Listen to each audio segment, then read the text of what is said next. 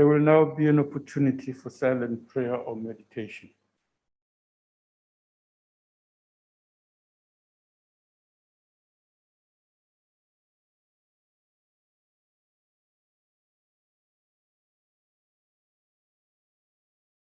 Thank you. Please be seated.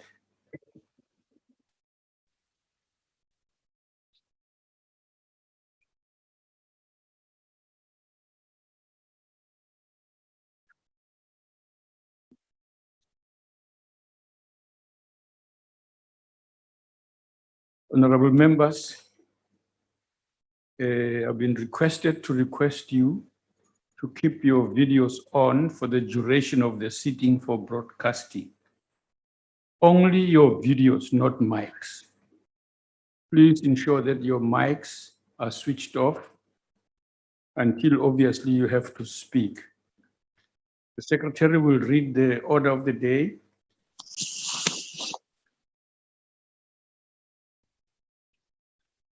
Debate on the 25th anniversary of the Constitution.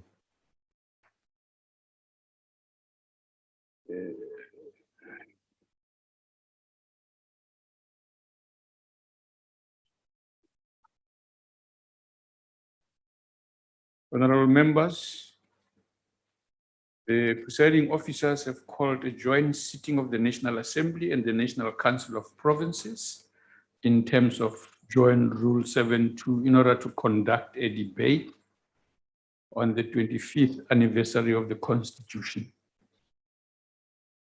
I now call on the Honorable the Minister of International Relations and Cooperation. Honorable Minister.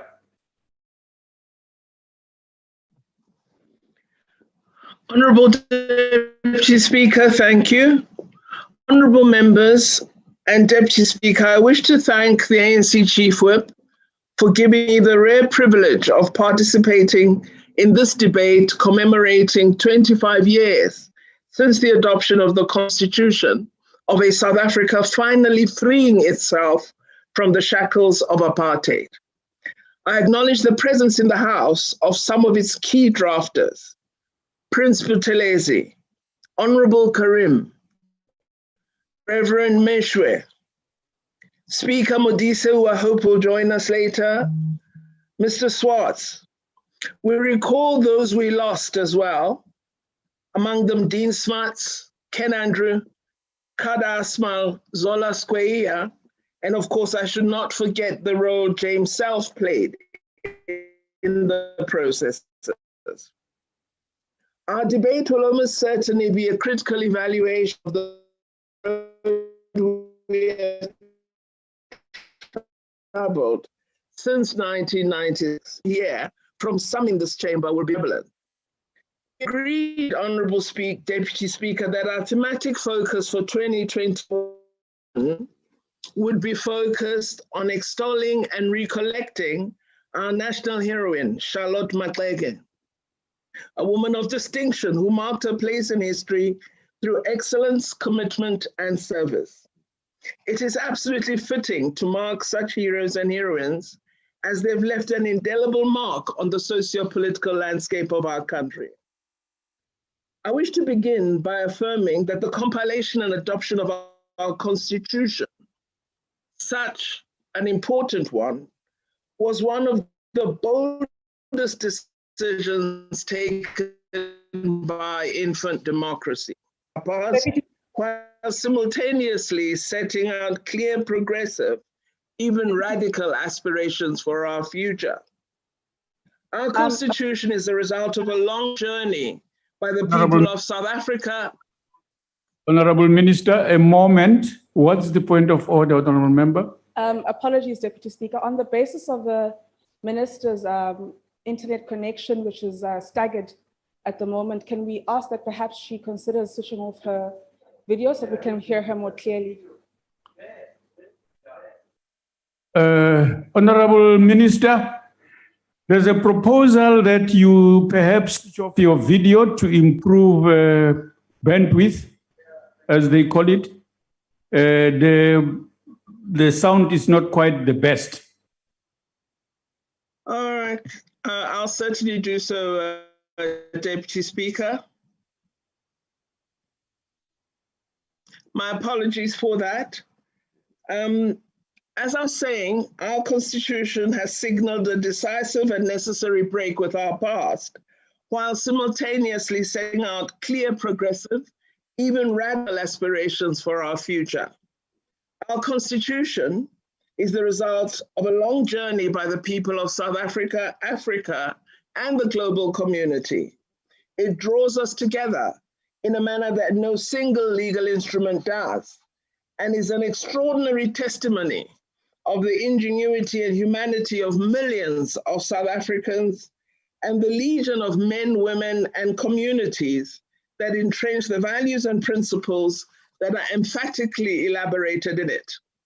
Our Constitution weaves together the struggles for humane treatment and fair play fought for by the Khoisan in the beginning of anti-colonial struggle, by their desire to settle on their land and derive sustenance from it, to breed and rear their cattle and not to be put at the margins. All of these are embodied in the transformative land rights and the recognition of cultural communities elaborated in our Constitution. The epic confrontations of the frontier wars with the Xhosa, the Basotho, and the Barolong reflected in history, their dispossession and displacement, their yearnings are mirrored in the aspirations of nationhood and unity in our Constitution. The brave heroism of Shaka, Makanda, Xhosa, Mushweshwe, Batung, Batweng, and Sikukune reverberate. All honorable members are aware that our Constitution was crafted over centuries of experience. This is why we can refer to the African Claims of 1946, Freedom Charter of 1955, the Sharpeville Massacre of 1960, the assertion that Africa is for Africans of Robert Sobukwe, and the courage and steadfastness of Stephen Bantu Biko in his belief that given opportunity, the oppressed and all will achieve excellence and determine their destiny. Added to these influences are those of illustrious women fighters. Charlotte Maxeke, who showed women's places in struggle.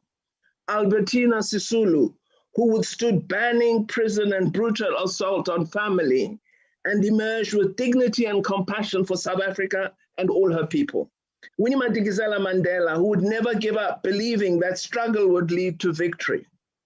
It is Mama Winnie whose undying spirit must persuade us to consistently believe that the progressive ambitions of our Constitution will be realized, and we must never tire of wanting to achieve the realization of its key goals for every person in our country. The leadership of Oliver Tambo and the African National Congress Constitutional Committee in formulating Ready to Govern, to prepare for drafting a constitution that draws from our history, our lived experience, and our ambitions. Luminaries such as Kada Asma, Zola Skweyiya, Frini Jinwala, all played a role. Human rights lawyers such as Justice Muhammad, Arthur Shaskelson, and Nelson Mandela all believed that just laws and accessible judicial institutions were plausible to wish for and should apply universally, not for a privileged few, but for all. And our Constitution firmly affirms their beliefs. Ida Mtwana, Helen Joseph, Alexandra, all these came from vastly different crowds, yet they were united in our Constitution by the full recognition of the rights of workers and protections that they should enjoy. Mary Burton promoted gender equality and the rights of all, drawing on these brave men of Hector Peterson and thousands of others, gave life to the right to education and the rights of children in our document. Those who shaped our constitution number millions, not just those who were in the Constitutional Assembly. It does not belong to a few. It is our instrument of freedom, honoring Kwame Nkrumah, Patrice Lumumba, Sekou Toure. We in Parliament and government have a critical role, Deputy Speaker, to play in honor of these men and women and millions others. We need to consistently ensure that the ambitions of service to the people are honored and realized, that we do support the maturing of a nation united in its diversity, and that all rights enshrined in our Constitution are accessed and enjoyed by all people. We strive for this to be not just for ourselves, but for all men and women who suffer oppression still and exclusion today. This is why we are mandated as this people and this Parliament to stand shoulder to shoulder with the people of Palestine who still suffer today, the people of Sahrawi who want self-determination, the people of Cuba who want an end to isolation, the people of Myanmar who want freedom and democracy. They too will overcome with our support as our leaders and our people ensured South Africa overcome. Deputy Speaker, honorable members, this history of the framing of our Constitution must be read today alongside the still visible remnants of systematic exploitation and discrimination that continue to scar our nation due to centuries of colonialism and exclusion.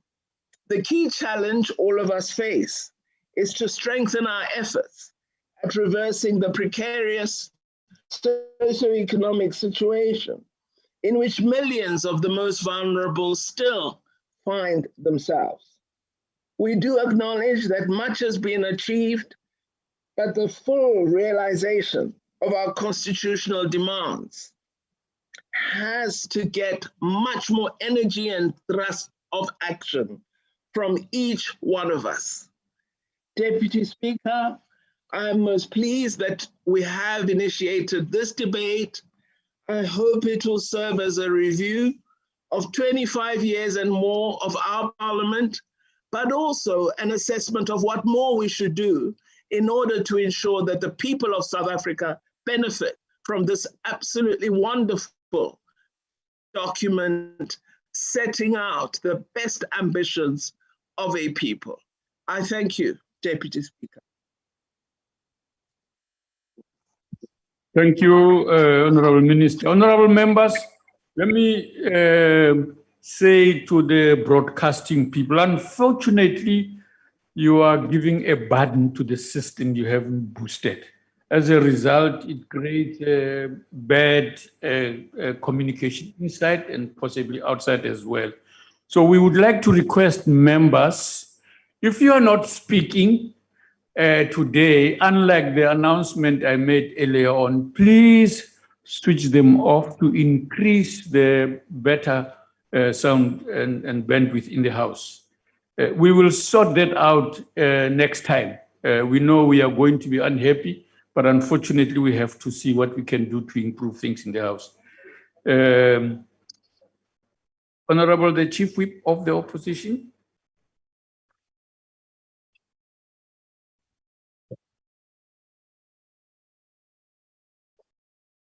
Deputy Speaker, honourable members, the Constitution of the Republic of South Africa was adopted on the 8th of May 1996, one day before my 17th birthday, and while I was in matric, which as we now know is my highest qualification.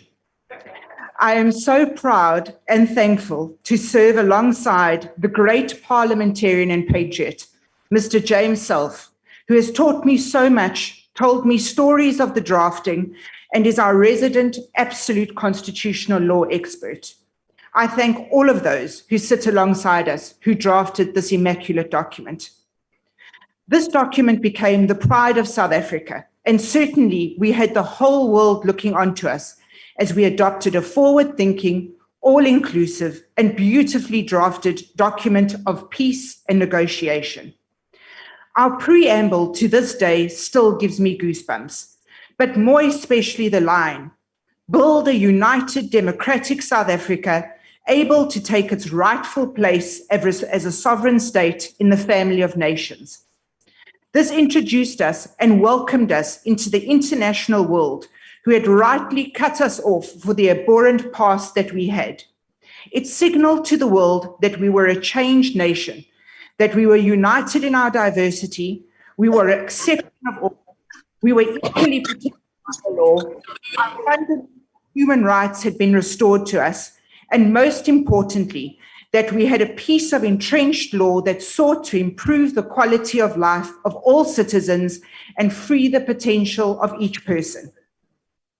The Constitution is the supreme law of our land, and we should wake up every morning and be thankful that this law protecting us. As there are corresponding obligations that we are expected to adhere to. It is therefore essential that when this document is undermined, we must take it for what it is, a treasonous act.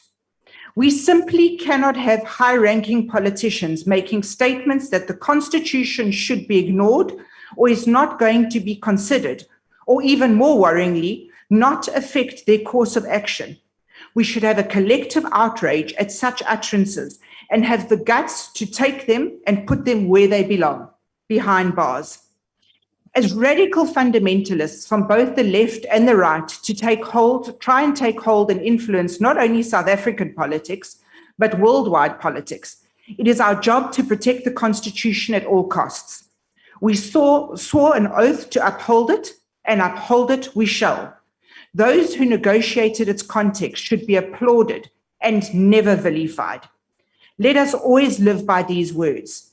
We, the people of South Africa, recognize the injustices of our past, honor those who suffered for the justice and freedom in our land, respect those who have worked to build and develop our country, and believe that South Africa belongs to all who live in it, united in our diversity. May our Constitution continue to reign supreme. May it continue to be one of the finest documents the world has. I thank you.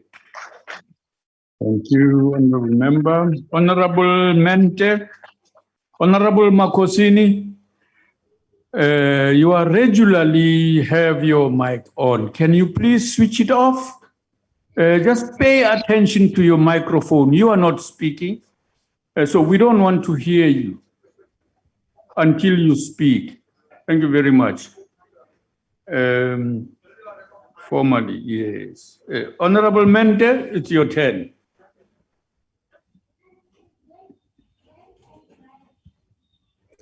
Chairperson, Deputy Speaker, thank you very much. This year marks 27 years since the attainment of political freedom, and as we are all gathered here, it also marks 25 years since the adoption of the South African Constitution, a document hailed by many and the most progressive constitution in the world.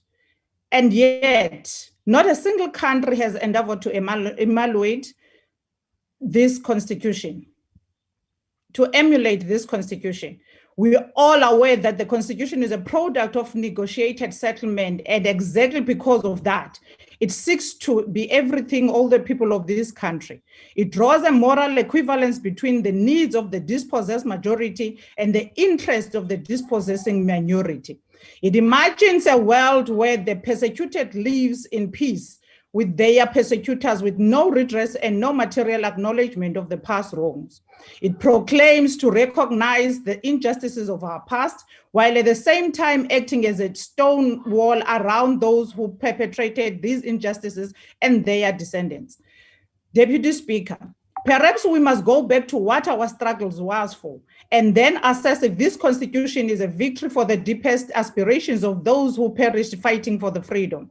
Since the arrival of the bunch of Dutch vagabonds in 1652 and these shores, the battle has always been the interest of white domination on one hand and the aspirations of African freedom in all its manifestations on the other hand.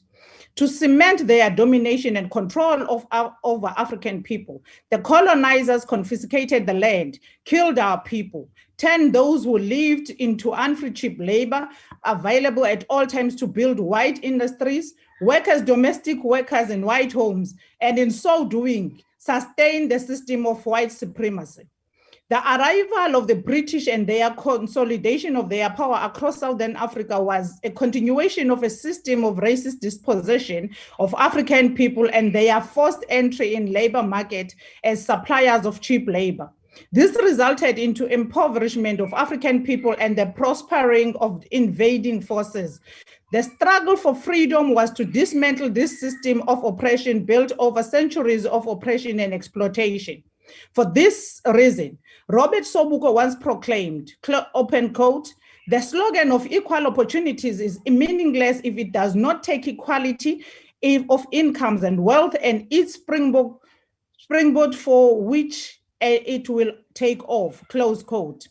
The fight was not for some vague guarantees of equality in the Constitution when still today, Black people live in rat-infested and flea-ridden shacks, while their colonizers live like kings in our land.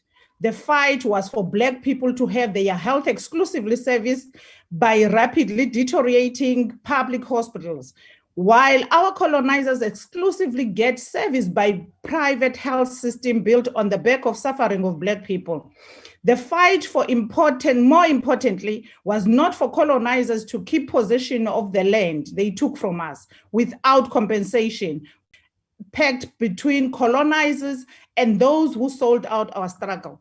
The onus is now on us, comrades, to change the situation around, to recognize first and foremost that we are not yet free as Black people. We will use this institution and this parliament to turn the state of its head. We will start with amending this constitution to take back our land from the thieves and the murderers without compensation. We will fight every day for universal free education for all. We will not stop fighting for a living wage for all South African workers. We as the EFF will turn the country around and attain true freedom in our lifetime and attain free economic freedom for everyone. Thank you very much. Thank you. Deputy Speaker. Yes, what's that? That was the national chairperson of the EFF.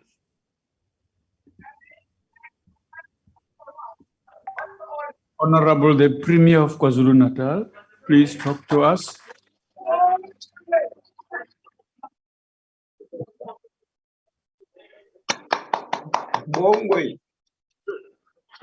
Thank you. Honorable Deputy Speaker, honorable members of this House, the South African Constitution, which has been in existence for 25 years, is a jewel in the crown of our historic liberation struggle. From a history of racial division and national oppression, the Constitution became the foundation upon which we could realize the vision of a united, non-racial, non-sexist, just and prosperous society. This 25-year-old supreme law of our land captures the voices and aspirations of South African people. It is the final verdict in a long history of the oppressed to be heard, their rights to be accorded, and their dignity to be restored. It is a living document guiding our country to overcome its socio-economic challenges. In Section 27, the Constitution embedded the right to access to sufficient food, water, social security, and healthcare. Contrary to what the previous speaker said, guided by the commitment to this and the Freedom Charter, the ANC-led government has delivered basic services to millions of people. The Statistics South Africa General Household Survey indicates that more than 84.7 households have electricity connection, resulting in the decrease in the use of wood from 20% to 7%, and the use of paraffin decreased from 16% to 3.6%. More than 89% households enjoys access to water, with Eastern Cape increasing by 19%, while KwaZulu-Natal increased by 11.2%. About 81.1% of the household are today residing in informal dwellings in 2018, as the percentage of households that receive government housing subsidy keeps increasing. While poverty remains one of the major challenges, but through the Department of Social Development, the People's Government continues to cushion the poor. In 2021-2022, about 195 billion is allocated toward the monthly payment of more than 18 million social grant recipients. Access to both basic education and higher education has increased. Notwithstanding fiscal constraints, the ANC-led government remained fully committed to free fee higher education, at least to a junior degree. Since 1994, we've continued to deepen the pillars of democracy through regular elections and participatory democracy, through the NCOP and the public hearings. Furthermore, government has encouraged community participation in governance through formalization of the organs of people's power. Today, communities are part of community safety forums, school governing bodies, and indeed, ward committees.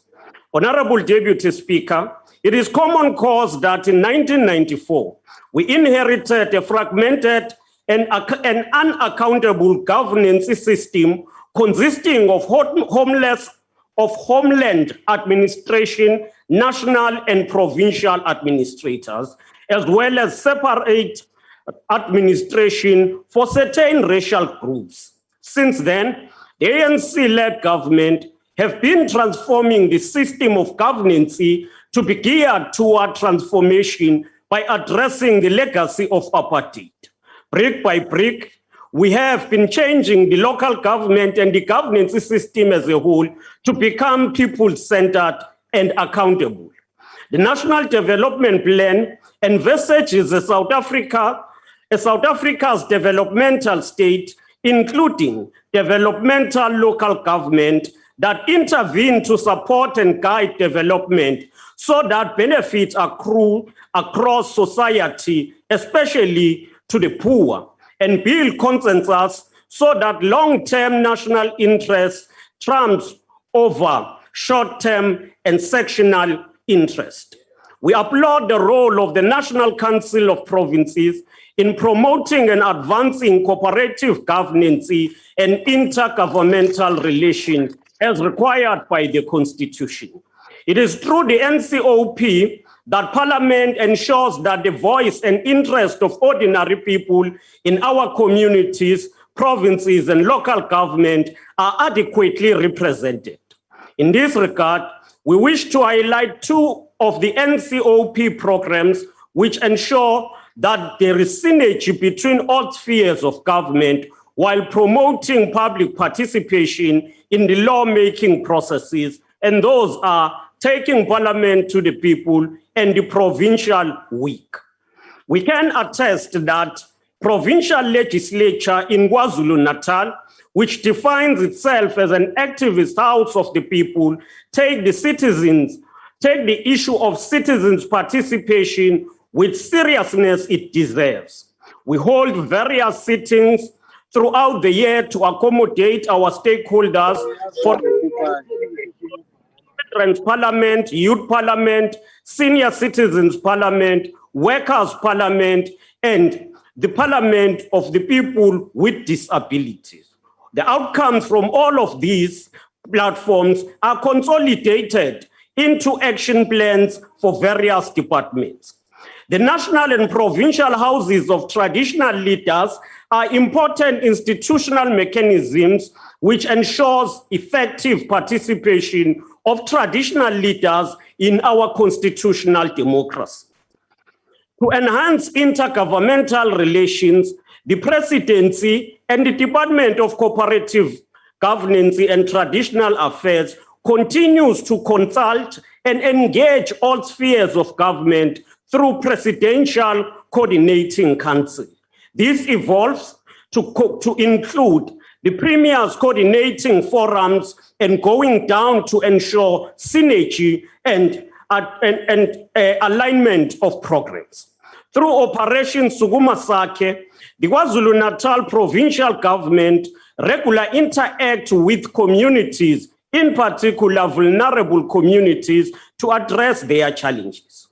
Local government is the core face of service delivery and remains the sphere closest to the people. The ANC-led government in the 6th administration is seized with the task of improving the performance of local government so that it can serve our people better with effective governing capacity to provide basic services and further contribute to local economic development and job creation. It is for this reason that the ANC-led government has introduced the concept of the district development model to bring leadership from national, provincial, and local level to improve the performance of municipalities. The aim of this new model is to enhance impact and align plans and resources through what we term one district, one plan, and one budget. The model places emphasis on sharing skills and on enhancing monitoring and evaluation. As we perfect this model, Honorable Speaker, in KwaZulu-Natal, we are already improving oversight and accountability through Operation Siyahlola, which is led by the Premier. We are pleased that eThekwini is one of the priority sites that were identified by the President, His Excellency President Ramaphosa, and Honorable Minister Dlamini Zuma to pilot the DDM. eThekwini was chosen as a pilot in part to build on existing good practices of Operation Sukuma Sake. Since the launch, which was held in KwaMashu in 2019, eThekwini has moved with speed to implement the DDM. The political hub has been approved and went further to approve the draft one plan for consultation. The plan will be signed off by all spheres of government and further adopted by the cabinet. The joint one plan provides government, investors, and broad public with strategic pathways in moving from the current situation to a desired future. The strategic pathway is represented by a set of impact-oriented strategies and related implementation committed by all spheres of government. The eThekwini One Plan demonstrates that there is a high level of structural poverty, unemployment, and inequality. But it also indicates that the COVID-19 has compounded the situation. Nevertheless, it presents clear plans to overcome all of these challenges. This plan includes converting comparative advantages in transport, freight, and logistic industry into a well-defined competitive advantage centered on a smart port city as a key export hub for our country. A digitally enabled city and digitally empowered citizens anchored on social cohesion and stability. Growing localization opportunity, supporting SMMEs in the manufacturing sector, building key sectors such as tourism and cultural and creative industries as part of job creation. The One Plan of eThekwini is anchored on transforming the apartheid spatial planning and bringing people closer to places where they work and live. Honorable Speaker, our appreciation of our Constitution does not seek to turn a blind eye to persistent socio-economic challenges facing the majority of our people, especially the blacks in general and Africans in particular. We strongly believe that we all need to pay serious attention to the high level of unemployment, poverty, and inequality besieging our country. We remain unequivocal that radical socio-economic transformation based on a legitimate programs such as Black industrialists and government preferential procurement in favor of previously disadvantaged could help redress the economic imbalances of the past. The persistent skewed land ownership perpetuates inequality and deprivation against the Black majority. All mechanisms implemented since the advent of the Land Claim Commission has borne no productive outcome, but only enriched those who benefited from land dispossession of the Africans. We remain steadfast that expropriation of land with no compensation should be officialized through the amendment of Section 25 of the Constitution. Of course, this could be done on a case-by-case basis to avoid negatively affecting agricultural production and other sectors of the economy. Honorable Premier, ngiyaxolisa sesuphelele isikhathi. Uyabona ibovu wayo. Thank you, Honorable Deputy Speaker. I thank you. Honorable G. Buthelezi.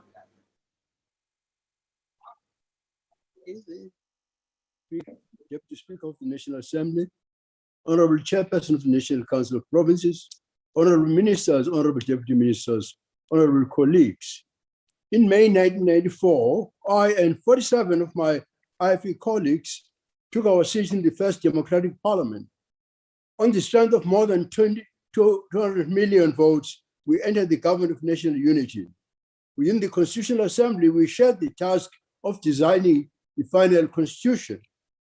Throughout South Africa, the message reverberated: "We have made your mark, now have your say," and one law for one nation. This constitution-making process sought wide public participation. The end product would enshrine the 34 principles on which consensus had been reached at the negotiating table. Our final constitution was intended to be unassailable decades into the future, but a dark cloud hung over our deliberations. On the 19th of April 1984, His Excellency Nelson Mandela, His Excellency President de Klerk, and I had signed a solemn agreement on the basis of which the IFE had entered the 1994 elections. A commitment was made to pursue international mediation on outstanding constitutional issues immediately after elections. That commitment, unfortunately, was never honored. The final constitution was being written while unresolved issues remained. No wonder rumors were rife that I would walk out of the cabinet in the face of such duplicity. But the rumors, of course, were wrong, because I stayed to ensure that the gains we made at the negotiating table would remain in the final constitution. The IFE had fought for a Bill of Rights, for the recognition of indigenous and customary law, for a constitutional court, for independent organs of state controlling the executive, and for provinces. I remain proud, Honorable Deputy Speaker, when Parliament adopted the final constitution on the 8th of May 1996, many of the IFE's victories were evident. For 25 years, this constitution has been at the center of our democracy. South Africans are rightly proud of our constitution. My only regret, Deputy Speaker, as you know, Honorable President, is that no provision was made for the role, powers, and functions of traditional leadership. This shortcoming was identified by a cabinet committee 21 years later, and a commitment was made to amend Chapter 7 and 12 of the Constitution. But like the solemn agreement of 1984, that commitment was never honored. These broken promises are why 25 years I'm still serving on Parliament at this great age. For I'm determined to see that the matter of land expropriation is finalized before I retire. 25 years ago, there were grumblings in the ANC about Ingonyama Trust Act, and although it was amended in 1987, and although the act had been in place for 27 years and is recognized by the Constitutional Court, there are still grumblings within the ANC. I'm grateful, Your Excellency, for the commitment you made to our king, our late king, in July 2018, that no land under the Ngonyama Trust will be expropriated. But history has taught me to see things through to the end. If the Lord preserves me, I intend to remain to see this commitment honored. Kosi Sigalele Africa, Murana Buluga Sichabasa Yesu, the stem on South Africa. Thank you, Honorable Buthelezi. Honorable Mulder. Honorable Deputy Speaker, this is Chief Whip Singh here. May I just intervene on a point of privilege, Honorable Deputy Speaker? What privilege is that? The Talk to privilege, us. the privilege is that I'd like to make a correction. There was a slip in the tongue when Honorable Prince Buthelezi spoke. It was 2 million votes and not 200 million. So I'd like that to be corrected. Thank you. You're campaigning already. It's okay, we heard it. It's clear it was a mistake. It's all It was a right. correction, yes. Thank you. Go ahead, Honorable Mulder. Thank you, Honorable Deputy Speaker. Honorable Deputy Speaker, this is the Constitution. The Constitution sets out the framework and the rules in terms of which a constitutional state operates. That's what the Constitution does. We are being told that this is a wonderful document, the jewel in our crown. Some says it's the best constitution in the world. It's not. It's not. If this constitution is so wonderful, why is South Africa after 25 years in such deep trouble at the moment? Why? Why is the country in trouble? Tell me. Is it the constitution? Is it the ANC government? Because all the problems created in this 25 years have been created within the provisions of this specific constitution. The problem is this. This is not one constitution, it's two constitutions in one.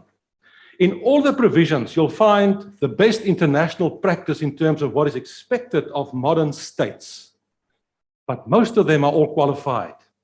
They're all qualified. Let me give you one example. I'll give you 3 examples. Let's start with section 217 that deals with procurement. When an organ of state in the national, provincial, local sphere of government or any other institution identified in national legislation contracts for goods or services, it must do so in accordance with a system which is fair, equitable, transparent, competitive, and cost-effective. That's international best practice. But then it's qualified, of course, that measures can be taken to enhance the protection of or advancement of persons or categories of persons disadvantaged, etc., etc. All the corruption that we've seen in this country in the last 25 years, look at the Zondo Commission, look at all the things that have gone wrong. All those little qualifications that are written into this constitution makes that possible. If you look at accountability, section 55 of the Constitution, Parliament's powers, section 92 of the Constitution, the executive, all members of cabinet are accountable collectively and individually to Parliament in the exercise of their powers. How many members of the executive have resigned in the last 25 years because they accept responsibility? How many? Not one. Not one. That's how they accept accountability. We've heard today again about expropriation. Expropriation without compensation. It's a nice term. It's called the confiscation of property. Of whom? Of a certain section of the population, of white people. That's what it will be about. Now, unfortunately, we also have the founding provisions of this Constitution, Chapter 1.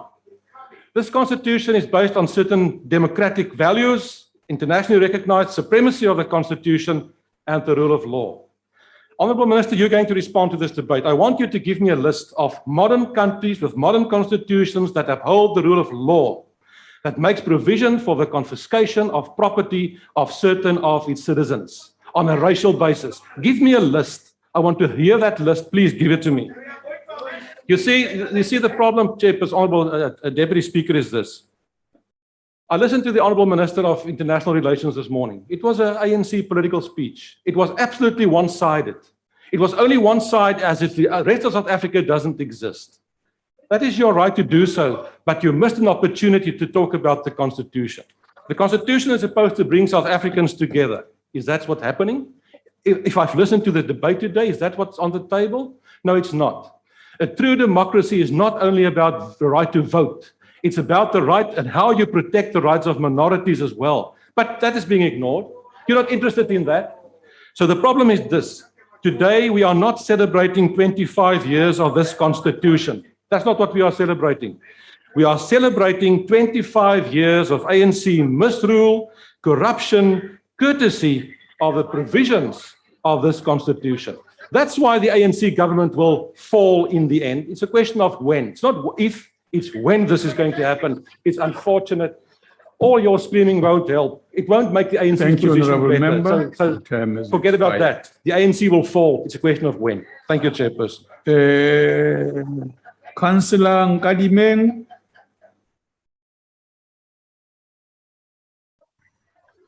Thank you very much, Deputy Speaker.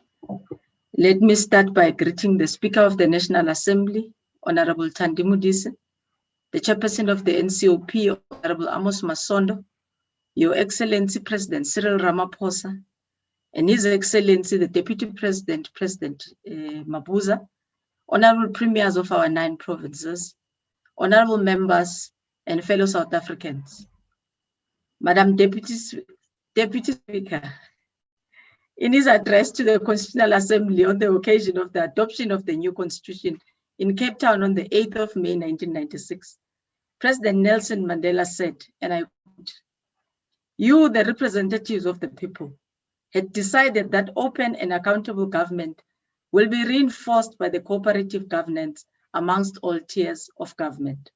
And thus, we strike out a long new road in which the preoccupation of elected representatives at all levels of government will be how to cooperate in the service of the people rather than competing for power, which otherwise belongs not to us, but to the people." I close quote. This message, 25 years later, is befitting as we local government of office and will follow the 2021 local government elections as they emerge with a new mandate from the electorate. It is in this context that it is hoped that under the banner of the district development model, the remaining days of our 2016 electoral mandate will be dedicated to the service of our people in cooperation with elected representatives from other spheres of government. Our South African Constitution enshrined the supremacy of the Constitution and rule of law in South Africa. It is our view that the local government has a key role to play in ensuring that the intent of the Constitution, as stated in the preamble, is achieved. It is all in our hands to ensure that the intention of establishing a society based on democratic values, social justice, and fundamental human rights come to fruition. Honorable Speaker, as the local government sphere, we are the envy of many in our international counterparts, as we marveled in the constitutional recognition that local government enjoys in our Chapter 7. The recognition of municipalities as a sphere of government. It allows us a unique opportunity to work tirelessly to achieve a true democracy and to ensure that not only the vision for developmental local government as set out in our Constitution is achieved, but we further extend it to the Bill of Rights, which must also be upheld and protected as we deliver services to our people. Despite the democratic system of local government being even younger than the Constitution which we are celebrating today, only the 20 years in the making has been done to ensure that communities experience an increase in access to basic services and the transformation of society aligned to the rights as contained in our Bill of Rights. As we prepare to enter the 5th term of local government, we need to go back to the basic principles of the Constitution. We need to ensure the provision of our services to communities in a sustainable manner, promote social and economic development, and a safe, healthy environment. We have undoubtedly made strides toward realizing the rights of our people for this, and in advancing human dignity. We must, however, as government, take a moment to reflect on the commitments which were made by our first democratic president, who on the 27th of April 1994 said, I quote, "Our message is that basic needs of the masses of the people must be addressed. The creation of jobs, of houses, and the introduction of electricity, building of schools, hospitals, providing free and compulsory quality education, running water, and paved roads. I close quote. Nay, and doomsayers, they say we have not even scratched the surface. But 93% of our communities, which were previously neglected, had no access to electricity. Today, they can switch on an electrical light in the deep rural area. Before going to the gallows, Solomon Mahlangu reportedly said, and I quote him, "Tell my people that I love them and that they must continue the fight. My blood will nourish the tree that will bear the fruits of freedom." And Luther continue. I close quote. So as we gather here to reflect on this anniversary of the Constitution, and we take stock of the current realities and difficulties that we have faced, we have gone a long way as local government in delivering the services. We must also take a step further to capture the moment as an opportunity to renew and to commit ourselves to march towards the 5th term of democratic and people-centered local government. But equally as we do that, we must remember this freedom was never free. It was at a heavy cost of sweat, tears, blood, and loss of lives. And today, we have begun to equate the importance of our people. In our Pedi, they say, and that's what the Constitution has taught us. We are all of human equal wealth. We cannot do this alone as local government. We therefore equally call upon the both spheres of government, national and provincial, to ensure that we execute our constitutional obligation together. As I move towards a conclusion, Honorable Speaker, we acknowledge all those who contributed to the development of the Constitution as we celebrate it today, and a number of whom we have also contributed in ensuring that hugely there is a refinement of the system and the dealings of what we need to do in the implementation of our local government system 24 years on.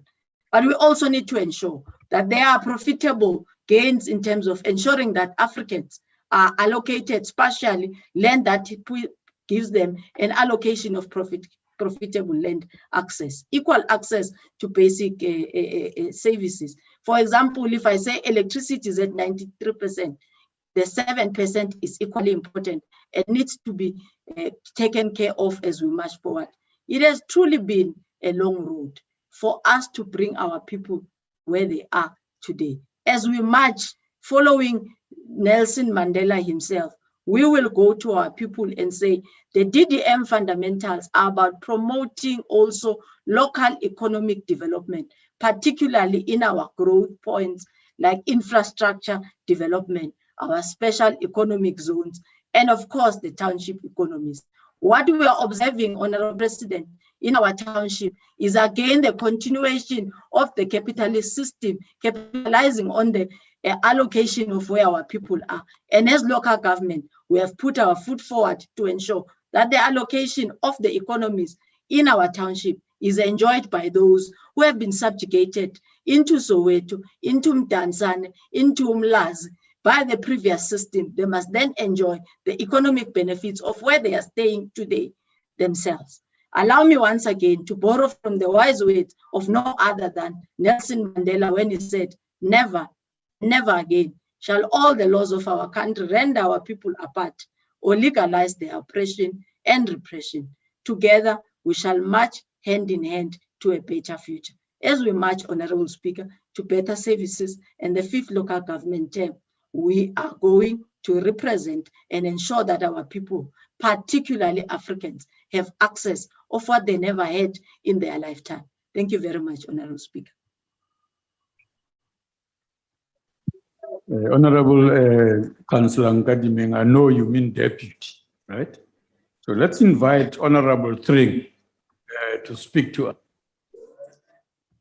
Honorable Deputy Speaker, as we consider the celebration of the 25th anniversary of the South African Constitution, the ACDP has over the years expressed its belief and support for a constitutional democracy. We believe that our Constitution is a guiding document, a social construct and the modus operandi for the functionality of our nation, which upholds and protects our democracy. The ACDP notes that many speak of South Africa's constitution as one of the best in the world. Our constitution has been viewed as one of the greatest achievements of our democracy, despite the many challenges we face as a nation. There are many positives we can draw from our constitution. Section 1 speaks to the protection of human dignity, non-racialism, and universal adult suffrage, and Section 15 and 16 upholds the freedom of expression, religion, belief, and opinion. As the ACDP, we believe that these are some of the fundamental tenets that we must protect in order to ensure the longevity of our democracy. The ACDP appreciates the fact that our constitution has sought to correct the imbalances of the past. These include former segregational and oppressive laws such as the Group Areas Act. We are emboldened by the fact that our constitution has opted for inclusivity over separation and exclusion. However, it must be clear that as the ACDP, we do have some constitutional concerns which carry the risk of leading our country down the slippery slope of moral, constitutional, and democratic decline.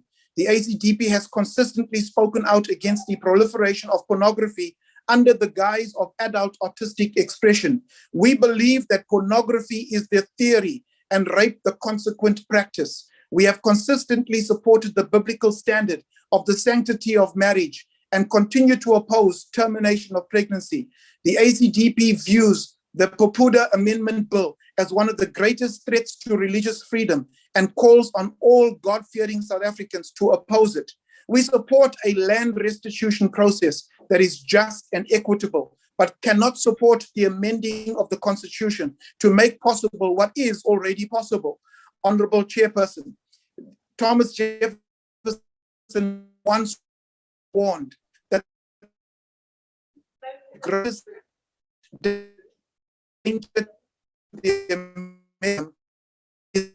that ignores the Constitution. Never fundamental paradigms of our Constitution to be ignored, undermined, or misinterpreted. For doing so would endanger our constitutional freedoms so many fought and died for. I thank you, Honorable Deputy Speaker. Thank you, Honorable Tring. Honorable Holomisa.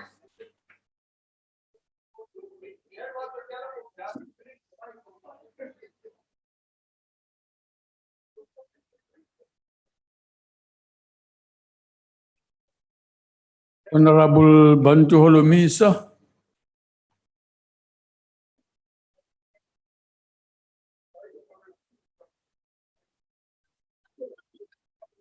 Asidlule.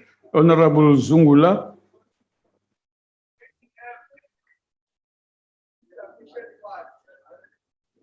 Thank you, Deputy Speaker. There is nothing to celebrate about the South African Constitution. A constitution ought to translate to equality and a good quality of life for all citizens. What are the facts about South Africa? South Africa is the most unequal country in the world. It has the worst unemployment rate in the world. It has more than 30 million people living in poverty. It is the rape capital of the world. The gender-based violence in South Africa is 4 times higher than the global average. The Constitution even allows non-South Africans, 10 citizens, to run for public office, including presidency. The constitutional democracy system has ensured that the will of the majority is subjected to the opinion of 11 unelected judges at the Constitutional Court. The Constitution has relegated traditional leadership and monarchs into bystanders in the governance of their own people. The Constitution is perpetrator-centric and does not protect the victims. The Constitution ought to express the will of the people, not vice versa. Section 235 of the Constitution allows for the existence of segregative apartheid communities like Orania, Kleinfontein, and Eureka. The Constitution allows for oligopolies and has made it almost impossible for native citizens to enter some industries. The Constitution of South Africa is the best in the world for imperialist and international companies that exploit our minerals. However, it is the worst in the world for the African majority citizens of South Africa. The constitution must be reviewed and amended in full to reflect the current will of the people of South Africa. The most urgent amendments must be the expropriation of land without compensation to be effective from 6 April 1652, when Jan van Riebeeck arrived. Land must be returned to its original owners. The nationalization of the Reserve Bank, there must be differentiated citizenship so that only native citizens can run for public office. Customary law must be elevated to be equal to the Roman Dutch law. We are Africans, we must be subjected to African law, which is based on our culture, traditions, and norms. There is a breakdown in the relationship between Inkosi and the councillors, mayors, and premiers. Where Ikumkani and Inkosi have influence, they must be given more resources to provide services to the people. The constitution must be amended to incorporate African governance systems instead of relying only on politicians. It is embarrassment that our constitution is modeled on the British document called Magna Carta, whereas our cultural norms and values as Africans was eroded. The time to review this Eurocentric constitution is now. I thank you. Thank you. Let's call Honorable SF Du Toit. Dankie, agbare jong voorsitter.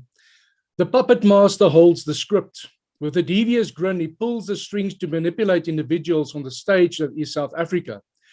He manipulates words and phrases to soothe his deceitful mind while feeding off the pus of all this corruption that he created.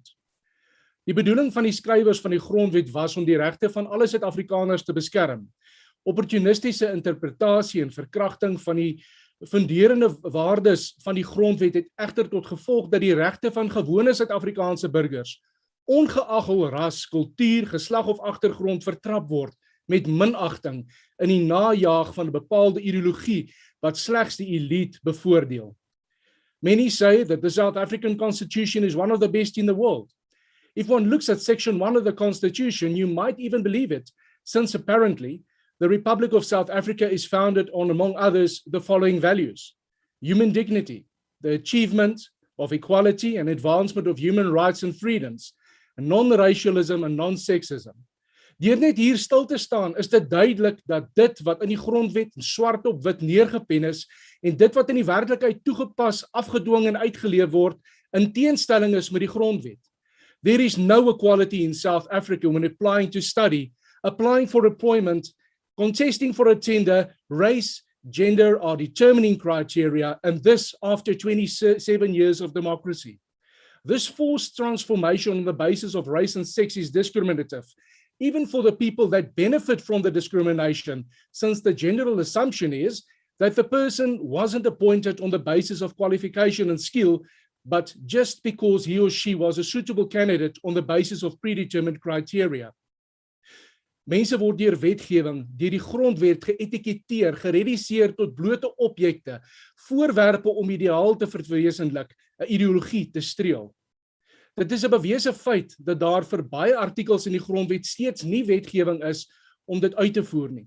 En hierdie sluit artikel 235 in, as ook die provinsiale taalwette wat eers onlangs aanvaar is en die meeste van hulle 20 jaar nadat die grondwet aanvaar is, maar steeds nie die nodige regulasies en beleid in plek het nie en dus nog nie geïmplementeer is nie. Adjunkt voorsitter, it is evident that some politicians were wearing a poet's hat when playing with words in crafting the Constitution. Words have power. Words have meaning and interpretation. What lacks is the implementation of these words in the context in which it was crafted. A simple example is the right to education. Die grondwet sê almal het die reg tot onderwys in die taal van jou keuse, maar 25 jaar later is dit steeds nie moontlik om in 9 van die 11 amptelike tale van graad 1 tot graad 12 skool te gaan nie. Skole waar Afrikaans as voertaal gebruik was, word gedwing om hierdie voertaal af te skaal. Is dit nie 'n direkte skending van die kinders se regte nie? 25 jaar later en mense het die reg tot toegang tot water, maar daardie water word deur riool besoedel as gevolg van die ANC-regering se onbevoegde korrupsie en onvermoë. 25 jaar later en mense het die reg tot toegang tot gesondheid, maar gaan dood in daardie hospitale. Adjunk voorsitter, 25 jaar later in dienslewering verval, korrupsie steel die hoop vir 'n beter toekoms en reduseer die grondwet tot mooi prosa. Is die grondwet in voeling met alle mense in Suid-Afrika? 25 jaar later en daar is nie gelykheid nie, nie gelyke geleenthede nie. Eerder meer ongelykheid in 'n groepie korrupte elite wat baat by swart ekonomiese bemagtiging en regstellende aksie, terwyl die meerderheid werkloos en arm is en nie daarby baat nie en meriete en aanstellings nie tel nie. Mense word in posisies aangestel op grond van velkleur en nie ondervinding of vaardighede nie. Daarom verval dienslewering tot nadeel van almal en verval die armstes van die armstes. People are being deprived of the right to freely enjoy their culture and heritage. In practice, some culture's heritage is being demonized, not only by the red Teletubbies, but also by the government puppet masters, the ruling party and its ministers. The time has come to change the way the Constitution is interpreted.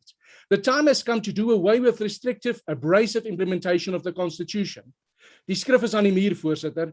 Die poppemeester is magsdronk. Sy vergrype het op die doeke gekom en Suid-Afrika en die wêreld sien dat onderdrukking tans besig is om plaas te vind weens die huidige grondwet. Daar is soveel wat horendoof geword het vir die kakofonie van hierdie ongeregtigheid. Die tyd is hier dat die wat steeds beheer word, die touwtjies moet knip en met trots en kop omhoog verantwoordelikheid vir hul eie besluite neem. It is said that you are carried your whole life. You will soon forget to walk. Wees trots op wie en wat jy is. Suid-Afrika, moenie toelaat dat 'n onbevoegde, vergiftende regering jou menswees steel nie. Staan op, staan vas en staan trots. Ek dank jy, adjunkt voorsitter. Honorable Du Toit, ek sal nie weer kan loop met so baie titels. Ondervoorsitter, voorsitter, adjunct speaker. Kyale buga gootla sentle Moremos toe. Let's hear good. Honorable August. Honorable Deputy Speaker, our challenge as we commemorate the 25th anniversary of our democratic constitution is to narrow the yawning gap that still exists between the land of fairness, justice, milk and honey for all that the document prescribes and people's daily lived experience on the ground across the land. Over the past few years, there's been a growing tendency among some politicians to blame the Constitution for the far from finished business of transforming the apartheid landscape and fixing inequality.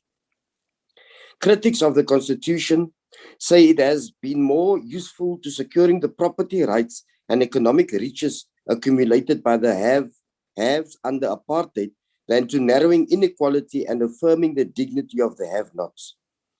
This analysis camouflages what has really been government's failure to implement the constitutional template fast and meaningfully enough to reduce grinding poverty, landlessness, homelessness, and hardship. Perhaps it's easier to blame the rules for the retarding our progress than taking a long, hard look in the mirror to where poor management and corruption have brought us. Deputy Speaker, over the past few years, the constitutional issue that has dominated the national discourse has been the question of land inequity. Instead of asking why 27 years of democratic government has failed to use the tools at its disposal to effect land restitution and reform, including rights to expropriate land at virtually no cost, we have become increasingly focused on the ability of the state to expropriate land without any compensation. There can be few arguments against changing the apartheid expropriation law that is still in use. Provided the process is carefully managed and overseen by the courts and not politicians, there can be few arguments against having to expropriate land in certain circumstances. But once the new law is in place and the constitution has been amended to bring it into alignment, it will be up to the same officials and politicians who have dismally failed land reform for decades to implement, which takes us back to square one. We need to take that long, hard look in the mirror. We must acknowledge our roles and what we can do better to achieve the social, economic, environmental and spatial justice the Constitution demands. What we can do better to fix South Africa. Thank you. Thank you, sir. Honorable G. Michaelakis. Thank you, Honorable Deputy Speaker. Honorable Deputy Speaker, in a way it feels like a sort of imposture to be speaking here as some of those who came before us and who were part of shaping, negotiating and adopting the Constitution, reminisce about the 2 years between 1994 and 1996, the negotiations that preceded it and the decades of suffering before that, which is sometimes beyond my generation's grasp and understanding. I was 8 years old in 1996, and many of my fellow members were even younger. When you planned for the future in 1996, we were the ones you were planning for, us and our children. The Constitution has made it this far. Allow me then instead to make my contribution to this debate on the part of the Constitution with which I've gained the most experience in my 7 years as a member of Parliament in the NCOP. Deputy Speaker, Parliament is at the heart of our democracy, and the Constitution dedicates a whole chapter to this institution. It is here where freedom should be increased and shackles should be cast off. It's here where stereotypes should be broken and the nation encouraged to be united in our diversity as individuals. It is also to this institution, not only the Constitutional Court, that the country should turn as a defender of everything that we as a nation represent. Every word of it to be found in this document. I fear that if called upon to fight on the front lines for these freedoms, that the house that has become my home over the past 7 years will fall well short of all reasonable expectations. The NCOP today, and for many years already, is a far cry from the wise persons in the traditional parliamentary pattern, as Dean Smuts referred to those senators who served in our places during the interim constitution between 1993 and 1996. We need to raise the level of debate and openness in discussion to a level that is above that of futile ideological squabbles and consider the best interest of every single individual out there. We can no longer afford to be shady pines, but need to be those at the forefront of working together to oppose proposals that are unconstitutional and unfair towards the people of this country. We need to ask ourselves what our role is in a modern society with all its current challenges and what the Constitution asks of us, more than just attempting to be second-rank versions of those who fill the National Assembly benches. We have our own unique role, and 25 years after the Constitution was adopted, we need to start fulfilling that role effectively.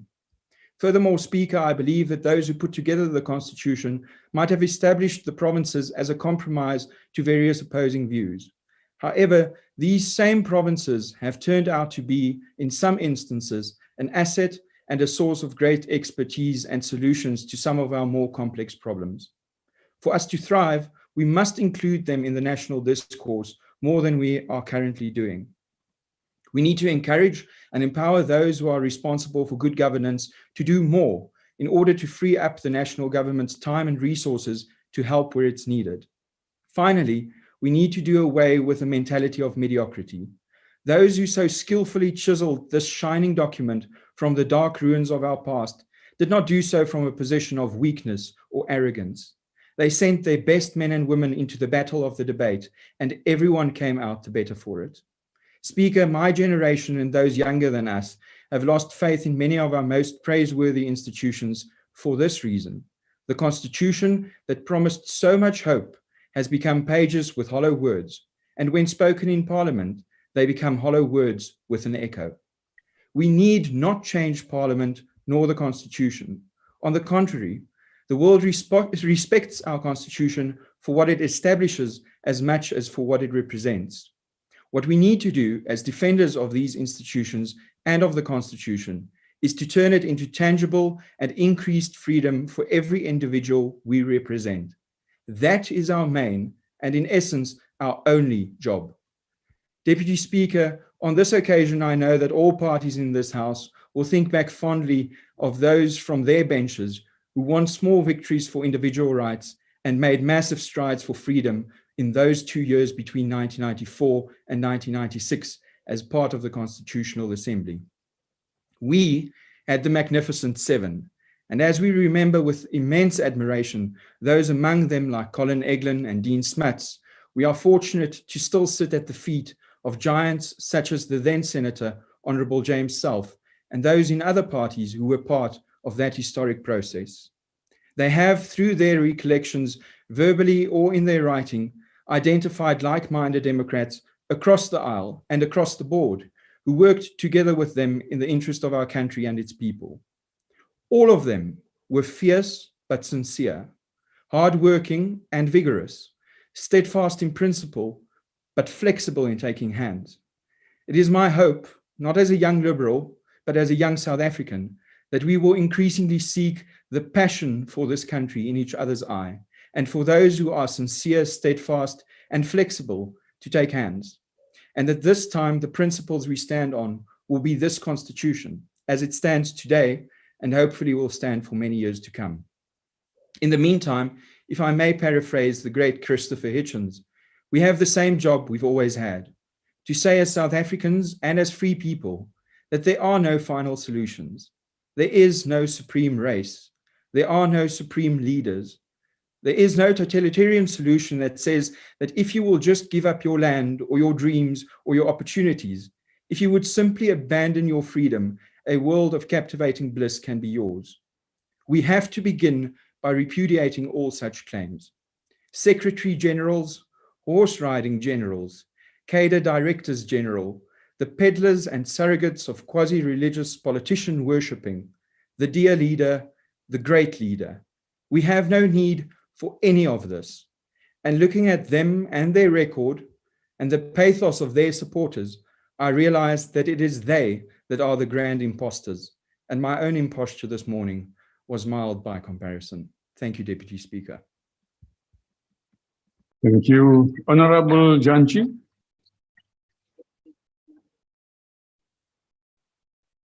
Thank you, Deputy Speaker. We join our compatriots to mark an important milestone in the history of this country. We mark this occasion not just as an irrational attachment to anniversaries, but we do this to demonstrate the continuity of our struggle and underline the values of our movement, humility, selflessness, and integrity, amongst others. Many people erroneously characterize the agreements reached at Kempton Park as the political settlement that ushered in a democratic dispensation in this country. The truth, however, is that the final settlement was reached when the elected Constitutional Assembly drew up the Constitution that was adopted in Parliament in May 1996. The Constitution is therefore a national compact among the people of South Africa to live with one another in one indivisible state. This Constitution and strong formal and informal checks and balances on all of the institutions of the state and private sector, including a robust legal framework, an independent judiciary, Chapter 9 institutions, active civil society, and a free press underpin our democracy. And listen to this. Judge Albie Sachs, in the book Oliver Tambo's Dreams, says, every constitution-making project has a central drama. The biggest drama in our constitution making, take a guess, was on the one hand, group rights, and on the other hand, majority rule and the Bill of Rights. O.R. Tambo wanted us to look at ourselves as citizens of a new, free, united, and democratic society. And I quote him, "You protect people from abuse not because they are black, not because they are white, not because they are the majority, not because they are in a minority, but because they are human beings." I close quote. Sitting there listening to Honorable Melda, I knew that this was the central drama, and he's still in pains about the group rights. The South African Compact included a commitment to reverse the political, social, and economic disparities inherited from the apartheid. In his inaugural address, President Nelson Mandela said, "Let there be work, bread, water, and salt for all, basic things for human beings." The ANC has been faithful to this pact for socio-economic justice throughout our 27 years in government. We have also been conscious that the effort to combine growth and redistribution would require a collective, society-wide commitment, one that cuts profoundly against the grain of South Africa's historical legacy. We have inherited, Honorable Melder, an economy on the brink of collapse. We must not forget that by the end of apartheid era, the economy had stopped growing. In the first decade and a half of the ANC in power, South Africa experienced the longest sustained growth period in history. To assess where we are on the 25th anniversary of this constitution, we need to look at their developments in terms of socioeconomic rights, civil and political rights. Over the last 25 years, South Africa has made significant strides in achieving socioeconomic rights, the life and soul of this constitution, and the rights that have the most tangible impact on the people's lives. There has been tremendous strides in education, in housing, social assistance, and healthcare. Millions of houses were built for the poor. Access to potable water grew from 60% to now nearly 90%. Electricity connections grew from 50% in the 1990s to over 90% of households today. Immunization coverage targeting diseases such as polio, measles, tuberculosis grew to over 90%. Enrollment in primary school is among the highest in the world at 99%. Tertiary education admissions have more than doubled since 1994. Furthermore, the private sector investment rose as a share of GDP from an average 14% in the 1990s to 17% in 2007. With growing revenues and a strong SARS, government was able to reduce absolute poverty with a near doubling of real incomes for the poorest 50 to 60% of the population. For all of the above gains, there were some stark limitations and the progress experienced by those at the bottom of South Africa's distributional pyramid. We are the first to acknowledge that. The poorest 40% are largely unemployed and live mostly in rural areas and informal settlements. Social grants are the principal source of livelihood for our people in these areas. We acknowledge that many of the underlying structural realities in our country have not been addressed.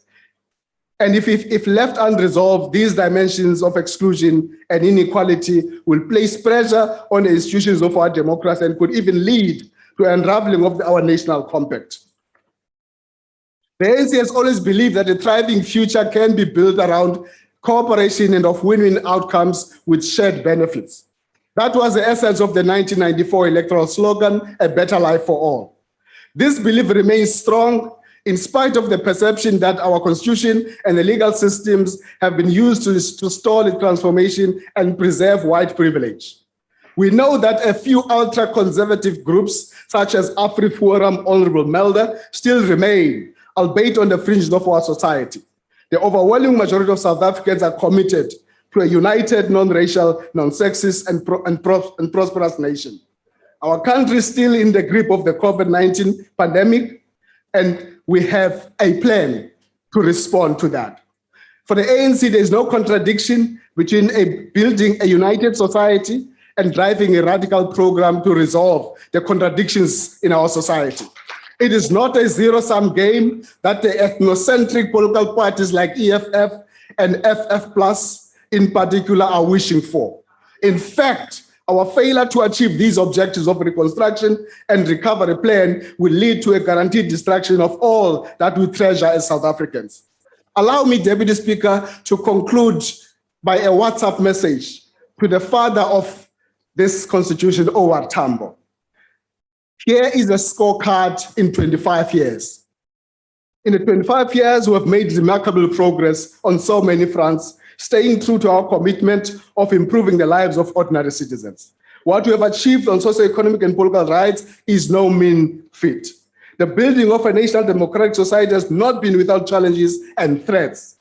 These include triple challenges of poverty, unemployment, and inequality, as well as triple challenges of race, class, and gender facing women. State capacity, especially at local government level, which remains a stubborn challenge. Corruption, which is now being a common feature of public life, including both in the public and private sector, from petty crimes such as bribing traffic officers and grand looting of the state. Thirdly, and we'll be pleased about this, that we have a hopeful future. We are inspired by the leadership of this movement and the country who are attending to those issues. We are poised for acceleration on many fronts. Asna Mona, Asna Nzondo, Saidumis ANC. Kuba Richard. Member. Honorable Sheikh Imam. Thank you very much, Deputy Speaker. Deputy Speaker, what is not in dispute is that, yes, the Constitution of South Africa was adopted in 1996. Yes, there is no doubt it is one of the most progressive constitutions in the world. It is no doubt that this Constitution of South Africa received world recognition. The Constitution in South Africa put paid to and brought an end to the apartheid regime's oppression of our people. The Constitution of South Africa attempted to create a more equal society, create an environment where our people could live safe and secure. However, the question I think we need to ask ourselves, Deputy Speaker, has this Constitution, which we often talk about being one of the best in the world, achieved its desired objective? 25 years later, after being adopted, Deputy Speaker, South Africa remains one of the most unequal societies in the world. Added to that is the fact that most of the land in South Africa still remains in the hands of a few. 80% of the economy remains in the hands of a few. Even the water in South Africa remains in the hands of a few. More and more South Africans today, 25 years after the adoption of this Constitution, go hungry. More of them are homeless today. So the question that we need to ask, has this Constitution achieved its desired objectives? And the response is a clear and emphatic no. Whilst the Constitution was to a very large extent able to protect and promote the rights of individuals and minorities in South Africa and create a more equal society, taking us away from the oppressed apartheid regime, the question that arises is, what do we do now, Deputy Speaker? Is it not time that we need to go back to the Constitution and make the necessary amendments and adjustments based on our experiences, on our failures and successes in implementing this Constitution? Clearly, the time is now. We cannot continue to be using a Constitution without any further amendments that is not protecting the rights of all South Africans in an equal society. Now, what the National Freedom Party is clearly calling for, Deputy Speaker, that whilst the Constitution of South Africa may be to a very large extent put in measures to address the challenges in the country, we have over the last 25 years learned new experiences. And as such, we need to go out there and make the necessary amendment so that we can create a more equal society, so that everyone living in this country would be able to enjoy the fruits of this country. I thank you. Thank you, Honorable Member. Honorable Ngwezi.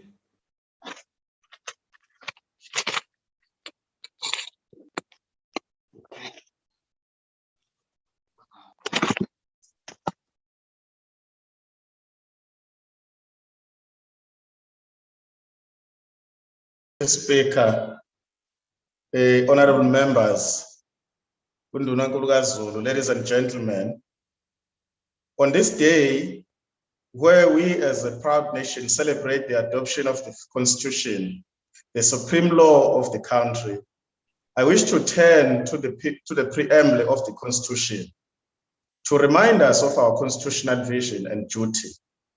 The preamble of the Constitution states that, and I quote, "We, the people of South Africa, recognize the injustices of our past, honor those who suffered for justice and freedom in our land, respect those who have worked to build and develop our country," close quote. Importantly, the preamble of the Constitution continues stating that we adopt the Constitution as the supreme law of the Republic, so as to improve the quality of life of all citizens and free the potential of each person, close quote.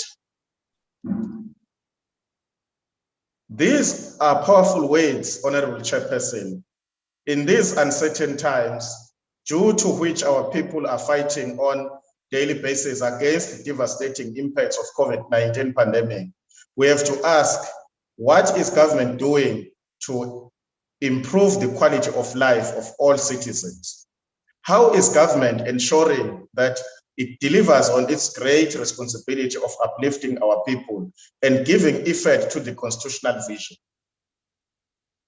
The tragic reality is that corruption and gross misgovernance of our resources by government deprive our people on daily basis from claiming their socio-economic rights. It is the utmost disbelief that we read this week of the water crisis in Gauteng, which has directly impacted our public hospitals, which serve the most vulnerable of our society. We read with the horror the stories of patients on daily treatment at the Helen Joseph's Hospital, whose treatment had to be cut short due to water shortages. What is the government doing about this? Honorable Deputy Speaker, our government has failed miserably in delivering on its constitutional mandate of improving the quality of life of all citizens. Instead, what we see is government blaming the Constitution for failing its own duty to uplift our people from the dire poverty they are, especially in relation to land reform. The failure to accelerate land reform cannot be blamed on the weighting of Section 25 of the Constitution. Our Constitution provides extensive transformative provisions that must be used to uplift our people and build our constitutional vision. However, nothing will happen if you do not use these constitutional tools to provide regulatory frameworks and to address legislative gaps and uplift our people. Let us be reminded today that our Constitution cannot be used as a scapegoat for government's failures. The IFP remains resolute in defending the Constitution and ensuring that the people of South Africa are not forgotten. I thank you. Thank you. Member, is the AIC present? What about Honorable Holomisa? Is he connected now? Honorable Holomisa, are you connected?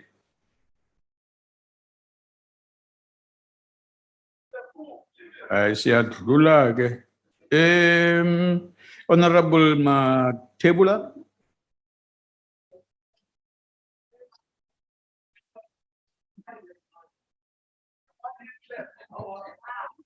Legas. Na kensa mutshamaxitulu xo sungula ndzi rhandza ku xeweta maAfrika-Dzonga hinkwawo eka tindhawu hinkwato leti va hi langutake va ri eka tona. Xandla xa mutshamaxitulu, Section 10 of the Constitution says that everyone has inherent right to human dignity and that they must have their dignity respected and restored. And yet millions of African people live in shacks around this country. Hundreds of thousands are treated like slaves in the farm of this country by the white masters of this land. Section of the Constitution guarantee freedom and security of every individual. And yet every year over 20,000 South Africans are murdered, and just between January and March, more than 9,000 women were raped. Section 23 of the Constitution guarantee everyone right to fair labor practice, and yet of South African earn far below living wage. They are abused and exploited without shame by our former colonizers, with no recourse to the law, because the law, as we come to know it in this country, protect those who have money and power. Perhaps the most heinous provision of the Constitution, Chandla Shamtamash, is Section 25 of the Constitution. We table a motion. in the National Assembly in 2018 for the amendment of Section 25 of the Constitution to allow for the expropriation of a land without compensation and for decolonizing land ownership in this country by allowing for the state to be custodian of all land on behalf of the people. We did this because we fully aware then, as we are now, that almost 3 decades of political freedom has not brought about any material changes in the lives of our people. We now know, as we knew then, there are mere 10% of the land has been transferred back to Black people since the entertainment of political freedom. We knew then, as we still know now, that a system of land ownership premised on the scarcity of ownership right acquired through colonialism and apartheid will never allow for comprehensive land reform in this country. We are still as committed as ever to this mission, and to right-wing beneficiaries of our oppression will stop us, nor will be stopped by the gatekeepers of white privilege.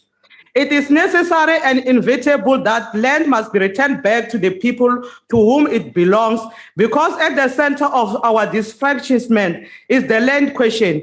It is at the center of our aspiration for true freedom. To safeguard their interests, white supremacists with who the ANC negotiate for political freedom not only ensure that the land they stole will be protected by the Constitution, they also ensure that the Reserve Bank will be independent from the state and have private shareholders, some of who are foreigners. The South African Constitution seeks to reconcile two irreconcilable and disparate sections of the society. It seeks to create a new nation out of a people who do not recognize each other's humanity, where one side existence is entirely dependent on the exploitation and dehumanization of other. Of course, this situation is not helped by the completely inept government that has no interest of the people at heart, whose only preoccupation is to protect what interests and loot the resources of our people.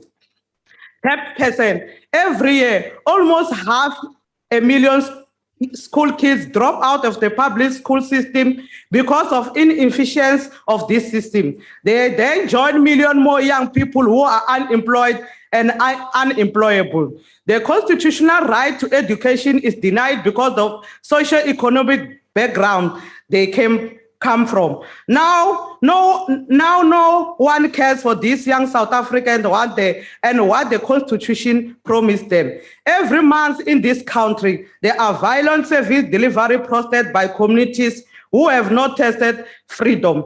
Communities that do not have access to clean water, like Giyani, Laba still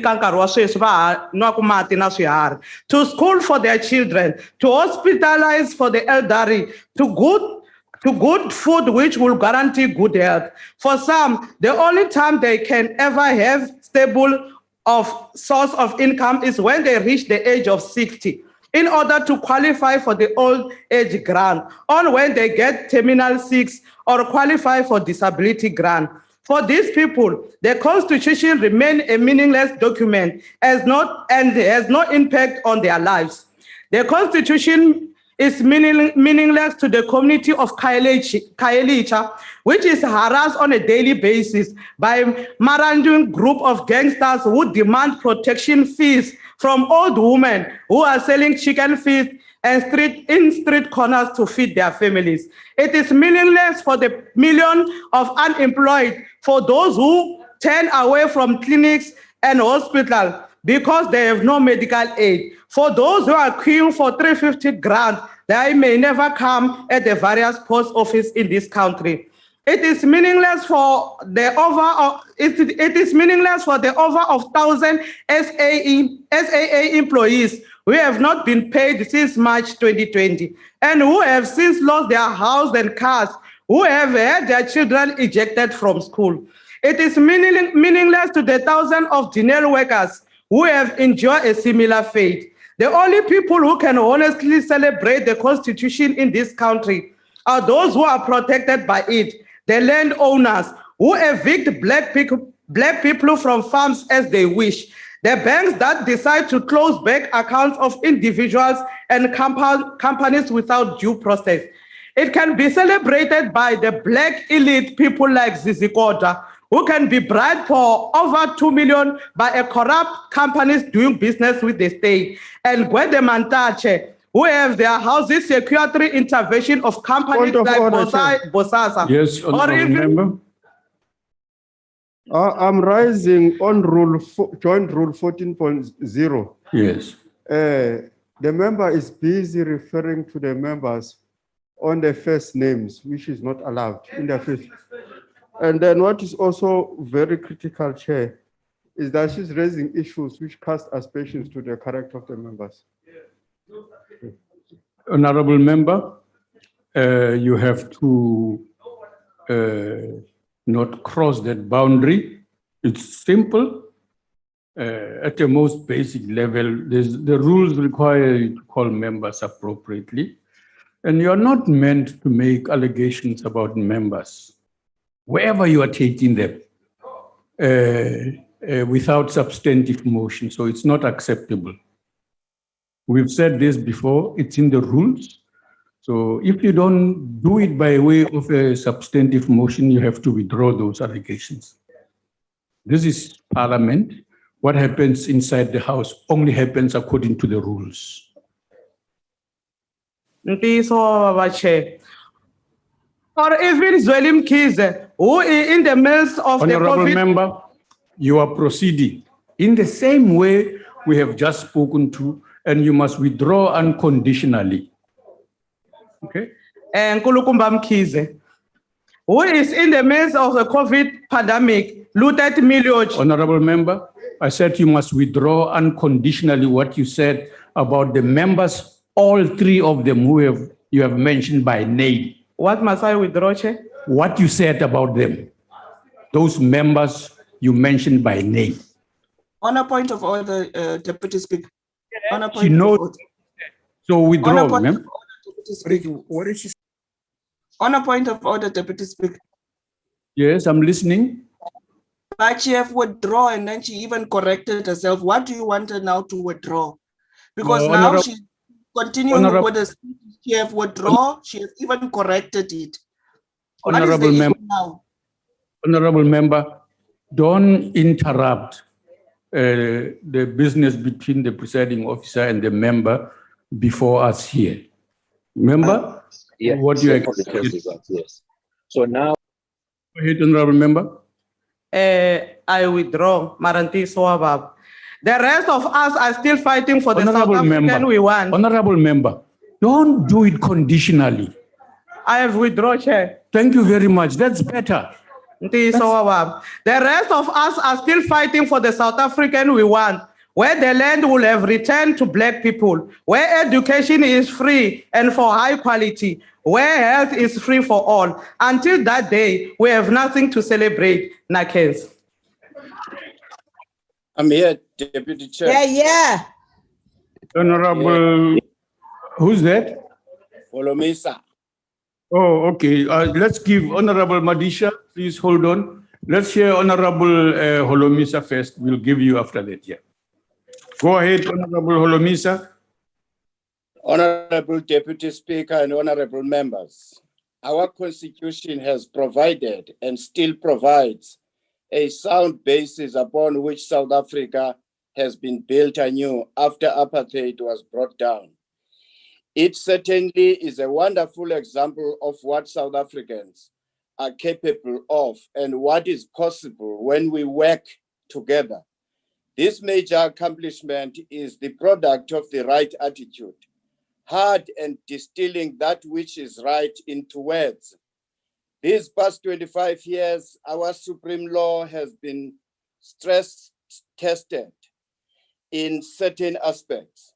For instance, our media and courts have shown their independence to a great extent, and our constitutional court is a feather in the nation's cap. However, not everything has been plain sailing, but I'm not speaking of the document itself, rather of the execution of its mandate. Chapter 2 of the Constitution is not a wish list or a nice to have for the people. It is a list of citizens' rights which the state has a constitutional obligation to respect, protect, promote, and fulfill. In fact, at a distilled level, every task that government executes, every waking hour should be geared towards the expression of the Bill of Rights.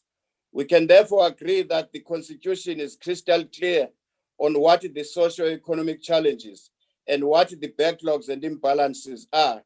However, instead of addressing these clearly spelled out challenges, the comrades in corruption chose to write, a new chapter to the Constitution called corruption, a 27-year-long chapter where cadre deployment meant that mediocre and people who could be influenced were appointed in key positions in our government departments, institutions, and state-owned entities. Ruling party structures outside government could audaciously instruct officials to allocate tenders, especially at national, provincial, and at local level, to its card-carrying members. A very nifty fundraising trick.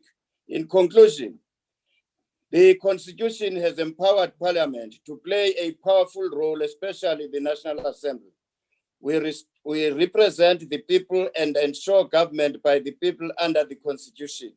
We do so by various tools, but mostly by, as the Constitution puts it, scrutinizing and overseeing executive action. It is our job to make sure that South Africa is governed properly and that the Constitution is made manifest through the actions of government and the state. Siyeke utya imali yesizwe. Marcela. Honorable Holomis. Yes. Linda, I want to object to what you've just said now. It is the second time, not the first time. Your party seems to have decided this is the language it's going to do regularly, and I think it's inappropriate. You must stop it. Stop because asibizanga gama lantu la muntu. Umuntu imali ngicela ukuthi uvale umlomo wakho ngoba futhi manje uyaphikisana nami ngikhuluma nawe awunamthetho. You are out of order. No, Honorable Holomisa, please switch him off. Just switch him off. He's out of order in the first place. This habit is getting out of hand to want to debate with people who are chairing meetings of the House. That's out of order. Honorable Madisha, it's your turn, sir. Thank you, Honorable Speaker. Deputy Speaker. Honorable Madisha, before please, is it sorted out? Okay, it's sorted out. The machine has been jamming here, out of order. Now it's working. Go ahead. Go ahead, Honorable Madisha. Thank you very much. COPE joins all members here present and all South Africans to celebrate what we truly believe is a victory for our people, our country, all her people, and trillions of human beings beyond our seas who gave us support during those hard days. It indeed is an open secret that the Constitution we today here celebrate is a consequence of very many years of struggle by millions of South Africans to attain freedom and equality for all South Africa's people before the law. It is a victory attained by millions of South Africans after they are having defeated oppression, suppression of human rights, and people's equality, all which were enjoyed by the few and not by the many. Before this victory that we today celebrate, this is a victory attained after a war subjected on the many by the few. the type of war which took the form of killings and torture, jailings and ethnic hatred. Hatred, I here refer to divided people on the basis of their ethnic origins and threw them into homelands, which through compromises during negotiations, we said, let's have provinces for now, and in the future, we shall look into a proper reorganization of our country and our land. History has further taught us that though the few gave themselves more power in 1948 through open legislation of apartheid, their ancestors had arrived in South Africa in the 14th and 16th centuries, which fact was recognized during negotiations for the democratic constitution. That recognition, together with the 1955 Kliptown Agreement by people of all color, that apartheid oppression was an evil system, brought all South Africa's people together. I'm referring to the Khoi and the San, the blacks and the whites, the colors and the Indians, to say we are all South Africans. Hence the compromises during the drafting and crafting of the Constitution, we today here celebrate. There, however, are still challenges. The first one is that those of us who, till death, shall believe in our ancestors' ways, that better few, but the fewer the better, disagree with what we see today. Honorable Madisha, Sheva Watch. Oh, okay. Thank you very much. No problem. Thank you. Honorable Ryder.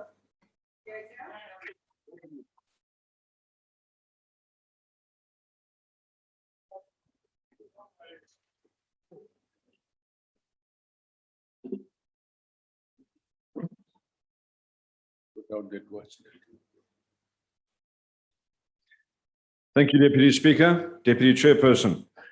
The Constitution of South Africa is something that we really can celebrate, as you've heard from many of the more rational speakers today. And yes, we should continue to celebrate it as the base document which details the principles that all of our legislation should be built on and guided by. Let me quote from paragraph 2, which states, "The Constitution is the supreme law of the Republic. Any law or conduct that is inconsistent with the Constitution is invalid, and the obligations imposed by it must be fulfilled." Assaults on the Constitution have, however, increased as South Africa reels under the onslaught from greedy individuals hiding behind redress to further their self-serving agendas. But today we celebrate this Constitution. It's turned 25, it reached full adulthood and majority. South Africa is a better place for it. There are, however, areas which remain somewhat unclear and after 25 years should really have been dealt with by now. The inability to craft some of the subservient legislation that the Constitution demands or suggests has had a negative impact on our people and needs to be concluded with urgency. For example, Section 25 is not a hindrance to land reform. The high-level panel chaired by the Honorable Kgalema Motlanthe affirmed this. The subordinate legislation, however, needs some updating, but the Constitution, as it stands, is wholly correct on this point.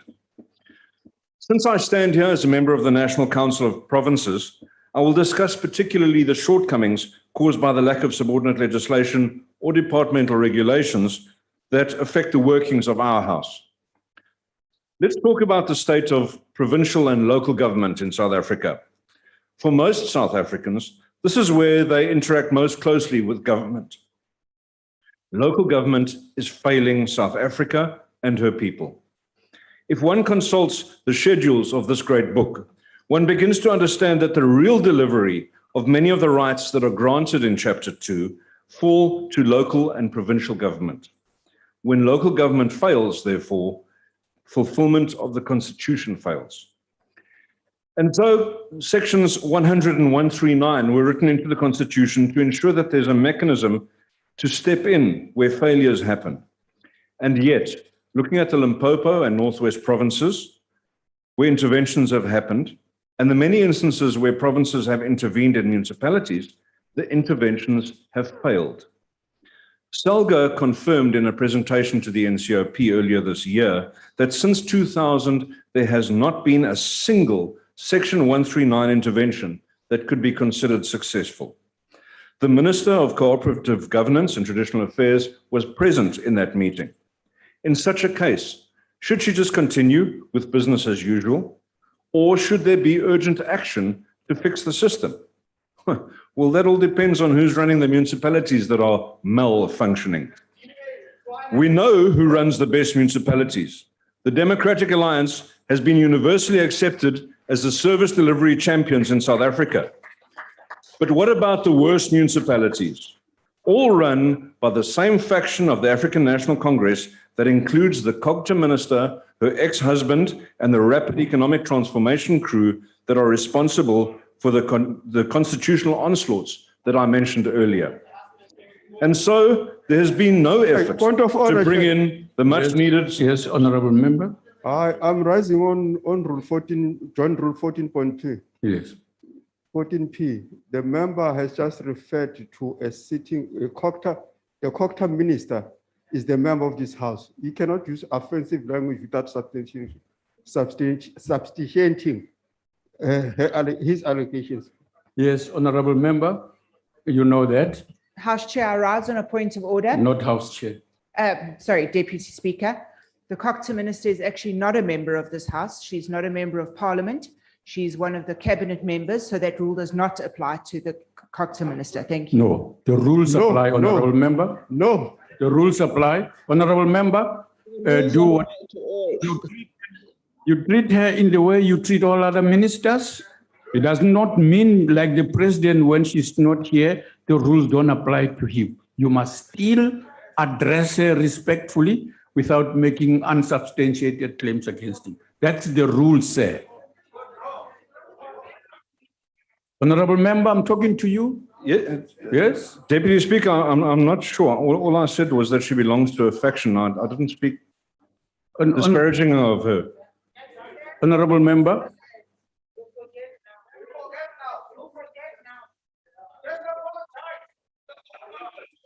I'm not sure what I should apologize for, Deputy Speaker. Honorable Member, you want now to be told what you said?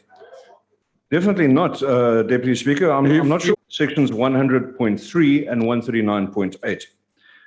This subordinate legislation has been in draft since 2013, but it was never prioritized.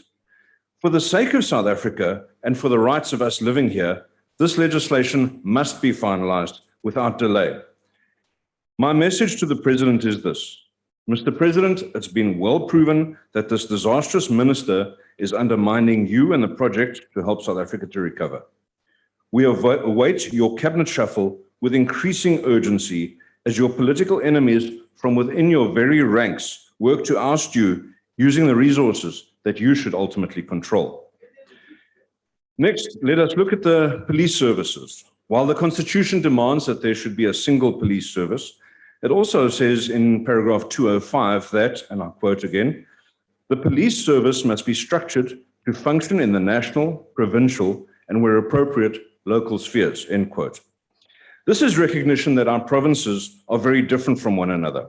The rural policing needs of the Northern Cape differ vastly from the largely urbanized Gauteng and the Western Cape, not to mention the substantially different crime profiles in the various provinces. And so greater provincial say is needed. Again, no need for constitutional amendment, as it is already recognized. It just requires the minister and his departments to issue the regulations to empower provinces to structure themselves to best suit their individual and specific requirements, and the right things will happen. That brings me, Deputy Speaker, to the legacies of the interim constitution. Our 25-year-old constitution did not fully replace the interim constitution that was adopted in 1993. Section 228 of that document was titled Accountability, and in subsection 3 it gave birth to the Joint Standing Committee on Defense, an important body charged with the burdensome role of, and my last quote, investigating and making recommendations regarding the budget functioning, organization, armaments, policy, morale, and state of preparedness of the National Defence Force, end quote. This section was justifiably never repealed. The reliance on this otherwise defunct document to guide the Joint Standing Committee has led to a general misunderstanding of the role of the committee and a consequent erosion of its value. It operates now more or less as an extension of the Portfolio Committee. As it falls under the paragraph titled Accountability, it is obvious that this legacy needs to be retained, but it must be updated and strengthened, especially in the current climate of regional instability. Must be strengthened in order to ensure that our country remains prepared for any threat, yet balances this need for preparedness with budgetary prudence. The functions of this committee must be reviewed, debated, and confirmed. The leader of the Democratic Alliance, Mr. John Steenhuisen, has already told this House and the President, bring the good legislation, Mr. President, and we will help you to pass it. In conclusion, Deputy Speaker, I celebrate our Constitution. I congratulate the contributors to it, especially my colleague, Mr. James Self. I salute the protectors of it in this House, in our excellent courts, and in civil society. And I reaffirm my oath to respect and uphold it today for the remainder of my term in office and beyond, until I am returned to the South African soil that I know is my home, for I too am an African. Thank you. Thank you. Thank you, honorable member. Honorable Masiko.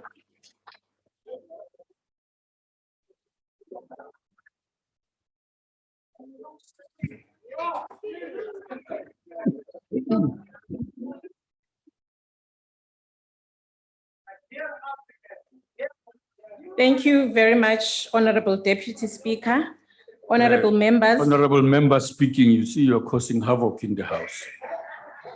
It's the beauty, Honorable Deputy Speaker. Fellow South Africans, on this great occasion, I join my colleagues in paying tribute to the founding mothers and fathers of our Constitution, a document which is internationally acclaimed and considered as one of the best in the world. Our Constitution was adopted to heal the divisions of the past and establish a society based on democratic values, social justice, and fundamental human rights.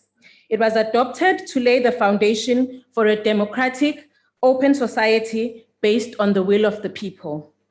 Furthermore, it was adopted to improve the quality of life of all citizens and free the potential of each person.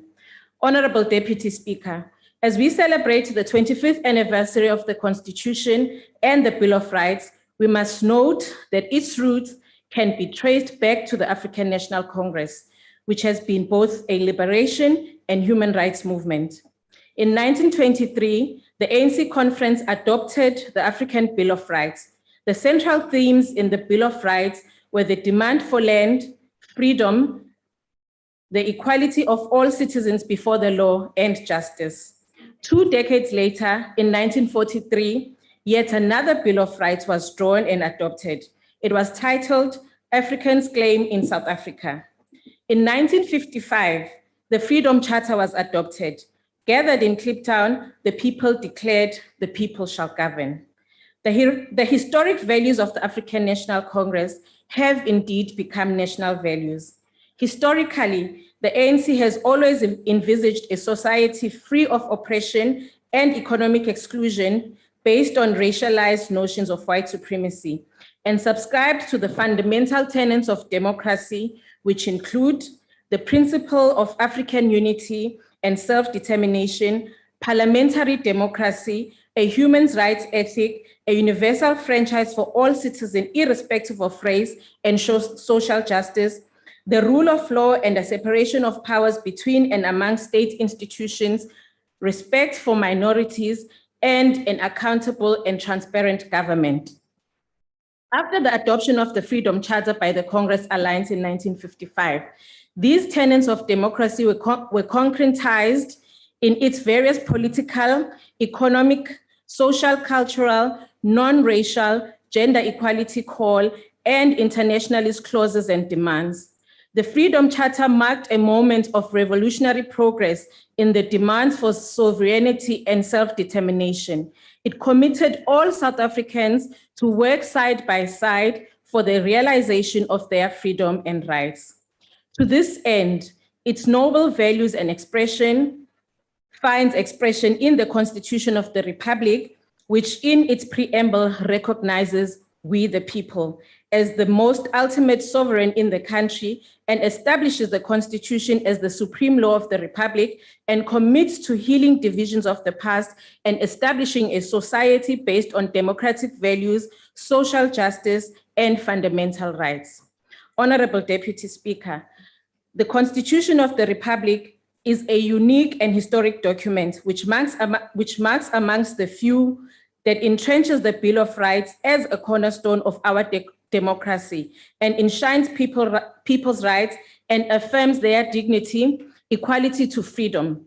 In clauses that resemble the Freedom Charter, the Constitution guarantees all citizens the right to equality before the law, inherent dignity, the right to life, freedom of expression, assembly, demonstration, picket, and petition, including freedom of association.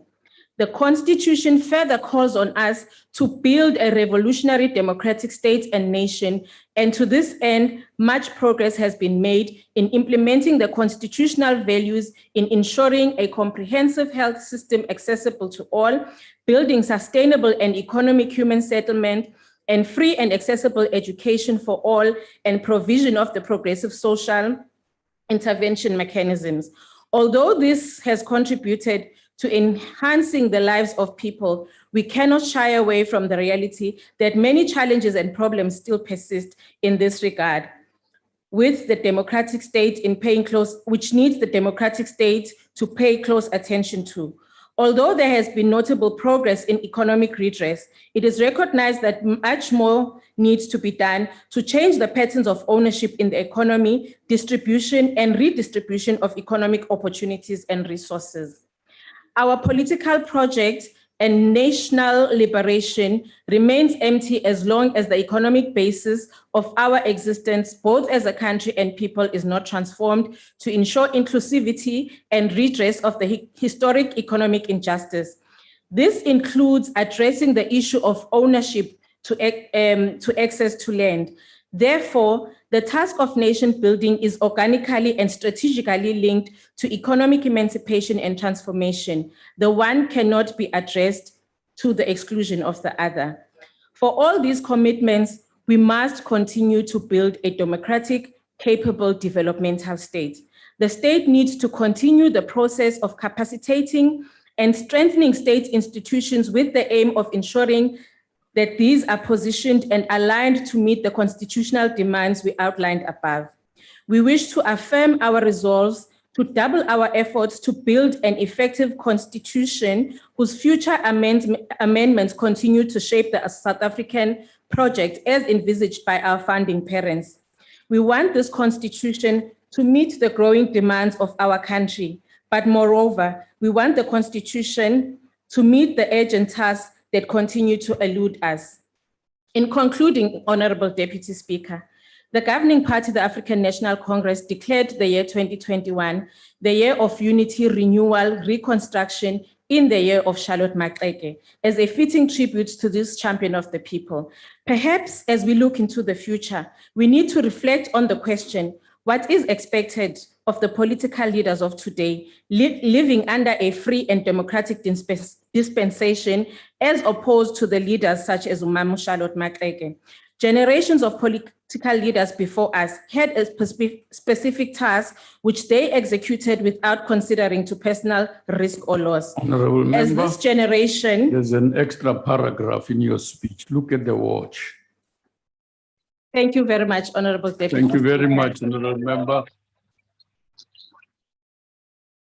Is Honorable Nyonso present? PAC?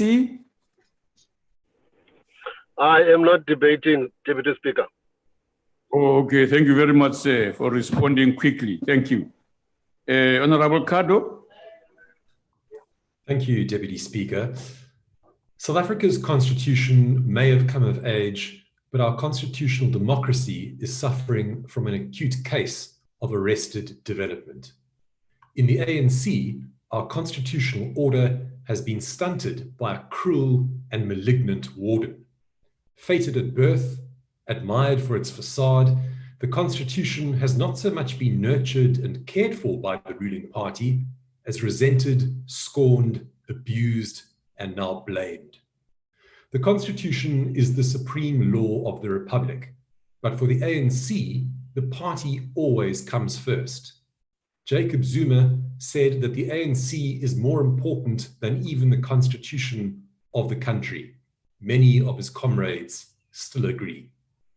For the ANC, loyalty to the party still trumps the supremacy of the constitution. The ANC comes first. The National Democratic Revolution still trumps the non-racial, democratic, and open society envisaged by the constitution. The ANC comes first. And the prosperity of a few politically connected ANC fat cats still trumps the human dignity of the majority promised by the Bill of Rights. The ANC comes first. Over 25 years, the foundations of our constitutional dispensation have been eroded by ANC cadre deployment, corruption, and state capture. Most of the state institutions supporting constitutional democracy, the Chapter 9 institutions, are ineffectual. Every public protector, with the exception of Thuli Madonsela, has protected ANC lawbreakers at the expense of the public. The Commission for Gender Equality is where the antiquated matrons of the ANC Women's League go to feather their retirement nests. The Human Rights Commission fiddles while South Africa slowly burns. First-generation rights, like property rights, are under threat from proposed amendments to the Constitution that will open the sluice gates to expropriation without compensation. Second-generation rights, like the right of access to healthcare and basic education, are undermined by the ANC's inability to deliver services. The ANC can't even roll out the COVID-19 vaccine, but it wants to roll out a system of national health insurance when the public healthcare sector is fundamentally broken. ANC MPs routinely mouth platitudes about the fourth industrial revolution, but globally, South African pupils are still at the bottom of the class in maths and science, failed by our public education system. 25 years ago, the adoption of our constitution offered the promise of change. We salute those who birthed it from all parties who are still members of parliament today. In this regard, I pay special tribute to my long-serving, selfless colleague, James Self. The Constitution still offers the best toolkit for change, but the ANC has proven that it cannot be trusted with the keys. It has failed to unlock the promise of the Constitution. 11 million South Africans are unemployed. Half the population lives below the poverty line. The Constitution conceives of a society based on democratic values, social justice, and fundamental human rights. The ANC has failed to deliver it. The ANC, not the Constitution, is the problem. 25 years on, it is time for change. It is time for a guardian that will protect and defend the Constitution. It is time for governments that can deliver change. Roll on the 27th of October. Thank you, Deputy. Thank you. The Honorable Deputy Chairperson of the Council. Thank you very much, Honorable Deputy Speaker. Baie dankie, agbare adjunct speaker. Ek wil begin deur te sê vir diegene wat bietjie vrees vir dit wat in die land gebeur. Jou grootste vrese raak gewoonlik bewaarheid. So ontspan. Ek dink ons is nog op die regte pad terwyl ons mekaar nog kan teregwys op hierdie oomblik. En ek sê dit vir die wat dit wil luister. So, agbare adjunct speaker, let me begin where I was supposed to be concluding. Agbare lid, kan jy asseblief u se mask uittrek nie? Daar's mense wat u se lippe wil lees. Kan ek dit uittrek of afhaal? Asseblief, afhaal. Thank you. Drink. Of Afal. Deputy Speaker exposed. Miley, it's okay. Still. Thank you very much. Honorable Deputy Speaker, I want to start my input where I would have been concluding it. And I want to start by saying, commemorating 25 years of the South African Constitution is indeed something that we can see as a very important milestone in the history of our democratic system. It is a very important milestone. And I want to speak, particularly since we have termed this year the year of Charlotte Maxeke. I just want to start where I would have been concluding. I've said it before and I'm going back there. As we think about the challenges that women are currently facing, we do so in remembrance of Charlotte Maxeke, the matriarch and activist for gender rights, who challenged the status quo during a time when the social, political, and legislative landscape was defined by discriminatory norms and traditions. It was a time when patriarchy was rife and deeply entrenched. The brute force of colonialism and land dispossession created an acrimonious atmosphere where the identity and voice of Africans was forcefully undermined and diminished. Additionally, the African norms of patriarchy also denied women the right to speak and be heard. The stark reality was that women had no place in leadership and activism. And then you found Charlotte Maxeke. It is both commendable and deplorable. The fact that in this 26 almost years, or 27 years almost of democracy, Charlotte Maxeke is only the second woman of the women activists who we are celebrating. So I am saying it is commendable, but it is also deplorable. Chapter 2 of the Constitution, it is the equality clause that provides the legal framework within which gender equality is protected and in which discrimination against anyone on the grounds of race, gender, sex, pregnancy, marital status, sexual orientation, and ethnic or social origin is being protected. But I must say, since this clause 9 of the Bill of Rights guarantees equal rights for all and prohibits discrimination on the basis of sex and gender, a progressive body of laws ensures every woman's right to legal protection as well as the right to make her own choices. I'm speaking about the Women's Charter that actually found its first existence in 1954 and was concluded as a Women's Charter for Effective Equality in the first Democratic Parliament in 1994. That contains the 12 articles and that calls for the equal participation, recognition, and development of women in all aspects of life and society across a number of broad themes. The articles of the Charter are linked and mutually dependent across sectors. It constitutes women's freedom demands, which must now become our point of reference for measuring progress in advancing gender equality. It should become a pressure point in our gender equality discourse, particularly as we address the multi-layered and multi-sectoral nature that the gender equality agenda demands. If we need to recognize legal instruments, let us speak about the Promotion of Equality and Prevention of Unfair Discrimination Act, the Beijing Declaration, and the 2030 Agenda for Sustainable Development. Importantly also, there has been a legislative framework developed recognizing the Maintenance Act, Domestic Violence Act, Choice on Termination of Pregnancy Act, Employment Equity Act, Promotion of Equality and the Prevention of Unfair Discrimination Act, as well as the Customary Marriage Act, among others, which stand out as clear signposts of constitutional democracy that are geared at advancing gender equality. These laws are held up as evidence of positive gender transformation instruments as supported by a legal construct, but also we have a national gender machinery, albeit that it is being hampered by the lack of resources in many instances, but it embodies a progressive set of institutionalized gender tools at our disposal. Honorable Deputy Speaker, during our rollout of the Provincial Women's Charter review process, we found that most provinces did not have the theory of change embedded in their institutional planning processes. Some of these challenges are associated with the lack of mechanisms to institutionalize gender mainstreaming through the provincial growth and development strategies of provinces.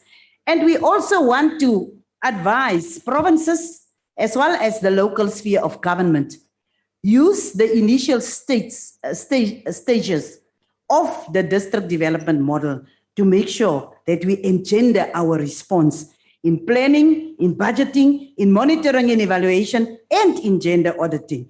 The gender responsive budgeting is amongst the identified tools which will ensure that the collection and allocation of public resources is carried out in ways that are effective and contribute to advancing gender equality and particularly women's empowerment. Parliament, provincial legislatures, as well as the local sphere of government, we need to develop the necessary analytical and methodological tools and mechanisms for monitoring and evaluation, how the budget is utilized to advance gender relations. We need to enhance the collection and analysis of gender disaggregated data and ensure that our integrated development plans, as well as our poverty reduction plans, must be transparent and should include the participation of women's grassroots groups. During the rollout of the review for effective equality, we have found that the three spheres of government are lacking requisite gender responsive planning and budgeting processes. The issues that have been raised relate to the lack of gender planning and budgeting and have been incrementally addressed by the Department of Women, Youth and Persons with Disabilities. We got a briefing from the ministry and we could see that there is a major milestone in the development of the gender responsive planning, budgeting, monitoring, evaluation and auditing framework as it seeks to address the challenges that have been echoed through our countrywide consultation and review processes. It seeks to institutionalize gender mainstreaming in the state, and it focuses on closing the gaps between planning, budgeting, monitoring, evaluation, and auditing processes. This framework was developed, as I have already said, by this ministry or the Department of Women and others in collaboration with key government partners such as Department of DPME and National Treasury. It was developed in response to the regression in strides made in gender responsive budgeting. In our oversight role, we don't only want to complain about that it's not there, but we also want to give recognition to the ANC government, because I heard one speaker calling the ANC 12 times in his debate. And thank you for the free airtime. I think the ANC must thank him for the free airtime. We live in a society where there are really great inequality and disparities in wealth. Millions of people are living in deplorable conditions, it is a fact, and in great poverty. There is high levels of unemployment and inadequate social security. These conditions already existed when the Constitution was adopted, and a commitment to address them and transform our society into one in which there will be human dignity, freedom, and equality lies at the heart of this Constitution that we are celebrating today. The Constitution, soos my oma sal gesê, die Constitution het nie 'n fout nie. Dit is die implementering van die Constitution wat belangrik is. It is imperative that we begin to see women as contributors to the economy rather than recipients of welfare and consumers of the national income.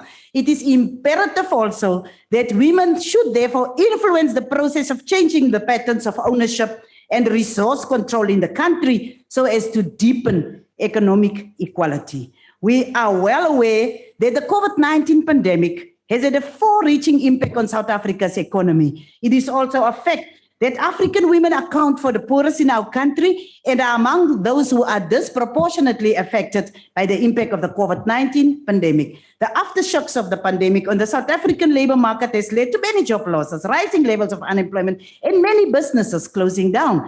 In response to the ongoing economic challenges, the President launched the Economic Reconstruction and Recovery Plan with some of the following key objectives, and I want to emphasis that as Parliament, we will make sure that we do the necessary oversight over the implementation of this plan. And in an effort to give impetus to the realization of gender equality, it is thus upon this leadership collective across all spheres of government to ensure that this plan becomes gender responsive. It is upon this leadership collective to ensure that this plan becomes a potent instrument to advance gender equality. We must ensure that the plan becomes a lever for advancing gender-based economic inclusion through targeted oversight and accountability mechanisms. I want to once again emphasize that we must strive to ensure that we progressively improve women's material conditions. When we economically strengthen women, who account for more than half of the national population, it is not only a means by which to spur economic growth, but it is also a matter of advancing women's human rights. When we invest in women and work to eliminate inequality, poverty can be eliminated, and the entire country can also better its chance of becoming a stronger player in the global market. Whilst I'm on this, let me also, in acknowledging women in the sphere of economy, congratulate Ms. Nolita Fakude, the first woman in the 131 years history of the previously known Chamber of Mines, now Mineral Council of South Africa, who was voted president during the council's annual general meeting. We are still celebrating the achievements of women because it is still, like I've said, deplorable that even in this democratic dispensation, Charlotte Maxeke is only the second woman activist that are being commemorated and celebrated.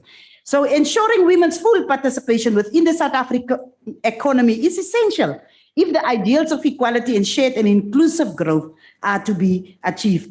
I won't repeat what the Honorable Masiko have said about land. So land has been an issue that we as women has been excluded totally. And I hope that in correcting the wrongs of the past, that issue will also be one of the issues that will be corrected. I want to speak a little bit about gender-based violence. The Constitution aims to dismantle systematic forms of disadvantage and subordination in our post-apartheid South Africa. Law and justice institutions play a key role in the distribution of rights and resources in South Africa. The mainstreaming and institutionalization of a gender perspective in the justice system is thus an essential step towards recovering a feeling of trust and security on combating its impunity. This entails an understanding of women's experience within the justice cluster and system. Despite the provisions of our constitution and our laws being amongst the most progressive in the world, South Africa has one of the world's highest rate of gender-based violence. Gender-based violence is a profound human rights violation, and I will repeat it every time I get the opportunity to debate and are being given the topic to speak about the issues of gender and women, with major social and developmental impacts for survivors of violence, as well as their families, communities, and our society more broadly. Honorable Deputy Speaker, since I am also a presiding officer and I can see my time is running out, let me just say that women need to have access to land, to have access to the economy, to have access to justice, to have access to being respected. That is based on human rights. That is very important. And with that said and done, I want to conclude by saying, in most of what she has been doing, Charlotte Maxeke has played a very important role in profiling the struggles of women.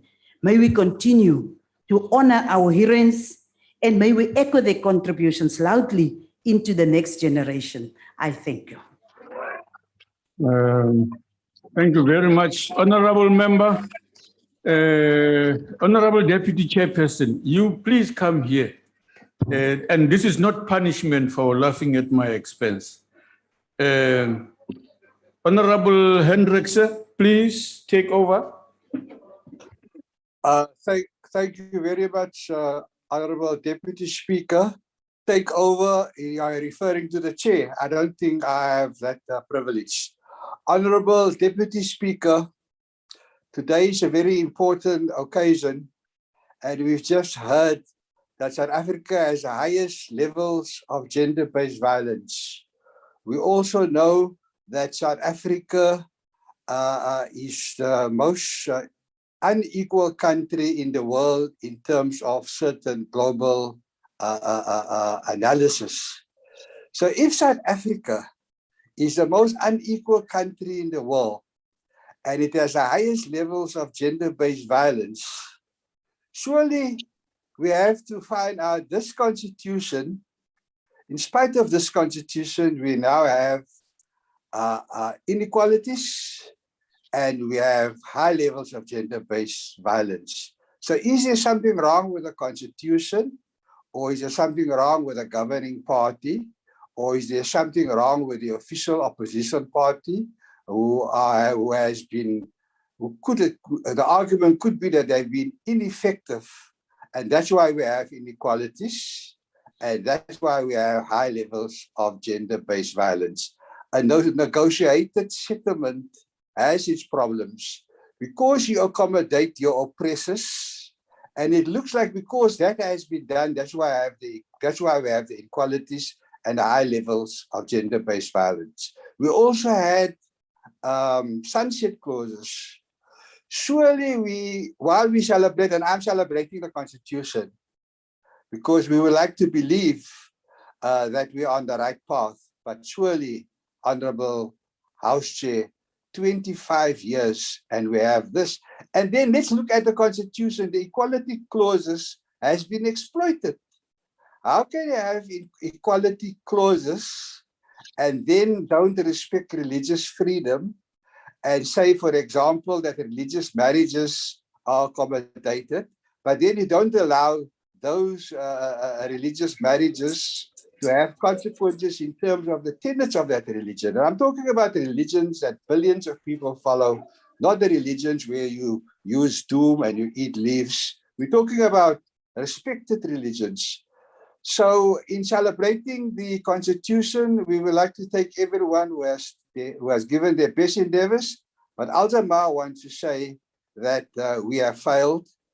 We have a document, and there is really nothing to celebrate except the fact that basic services are provided to many people, housing, electricity. Those come naturally. But the concept of inequality and high levels of gender-based violence, surely we need to re-look at this Constitution. It can be amended, but there's a drastic need for overall of the Constitution to eliminate the inequalities and to eliminate gender-based violence. Thank you very much, Honorable House Chair. Honorable Member, I will not tell you what is the correct title of this person that is sitting here. In future, I will not be a House Chair. We are now calling Honorable Y.I. Karim of the NCOP to continue with the debate. Thank you, Chairperson. We vote once every 5 years, but we have to eat 3 times a day, said somebody. You can't eat the vote, others have said. Wise words. They capture why the ANC insisted on socio-economic rights in the Constitution, making ours one of the first and still amongst the few constitutions in the world to include these rights. We have, say experts, probably the most advanced socio-economic rights in a constitution globally. But these rights didn't fall from the skies, Chairperson. They were an outcome of the titanic mass struggles waged over decades against the apartheid system with its entrenched class, race, and gender inequalities. Our struggle was not just for civil and political rights. It was that, but it was about much more, much, much more. Ultimately, it was a struggle against the grotesque material inequalities. It was a class struggle. Even if it took a largely racial form, it was a struggle of the have-nots, mainly African and more black, and more generally black, and the haves, mainly whites. Ultimately, what was apartheid about, if not economic exploitation? Of course, apartheid was about brutal racial repression. But this racial repression was ultimately a rationalization for economic exploitation. There is absolutely no biological basis for racism, no scientific basis. Racism is a social construct. It's a myth created by a dominant group in a society to rationalize the exploitation of others on the basis of their skin color. To put it crudely, the colonialists came here, wanted the land, wanted to exploit its agricultural mineral resources, recognized the value of its geographical location for their commercial interests, and wanted to profit from all this and more. But there was one big problem. There were already people here whose land this was. How to justify taking it from them? But these people were not whites. They were Khoi, San, and other traditional and Black communities, people of a dark hue. And they had a different way of living from the colonialists, a different culture, and they were not Christians. Therefore, they were not human, decided the colonialists. They were inferior. And just justified taking their land, it allowed the colonialists to free themselves from any guilt. In fact, they saw what they did as in the interest of Black people themselves. They were going to Christianize, civilize, and humanize them. This is to oversimplify, but not too much, really. Of course, racism has many complex dimensions and has assumed a life of its own, independent of class exploitation, and can't always be crudely reduced to that.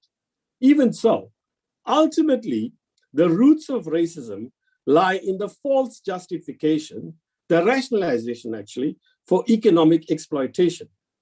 And in the case of our country, it's clear.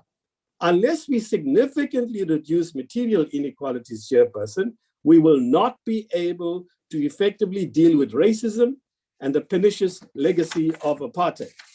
Which is why the ANC, increasingly since the 1969 Morogoro Conference, argued that the struggle against apartheid was not just against racial oppression, but economic exploitation too, and why it emphasized that the struggle had to be led by the working class in alliance with other classes and strata.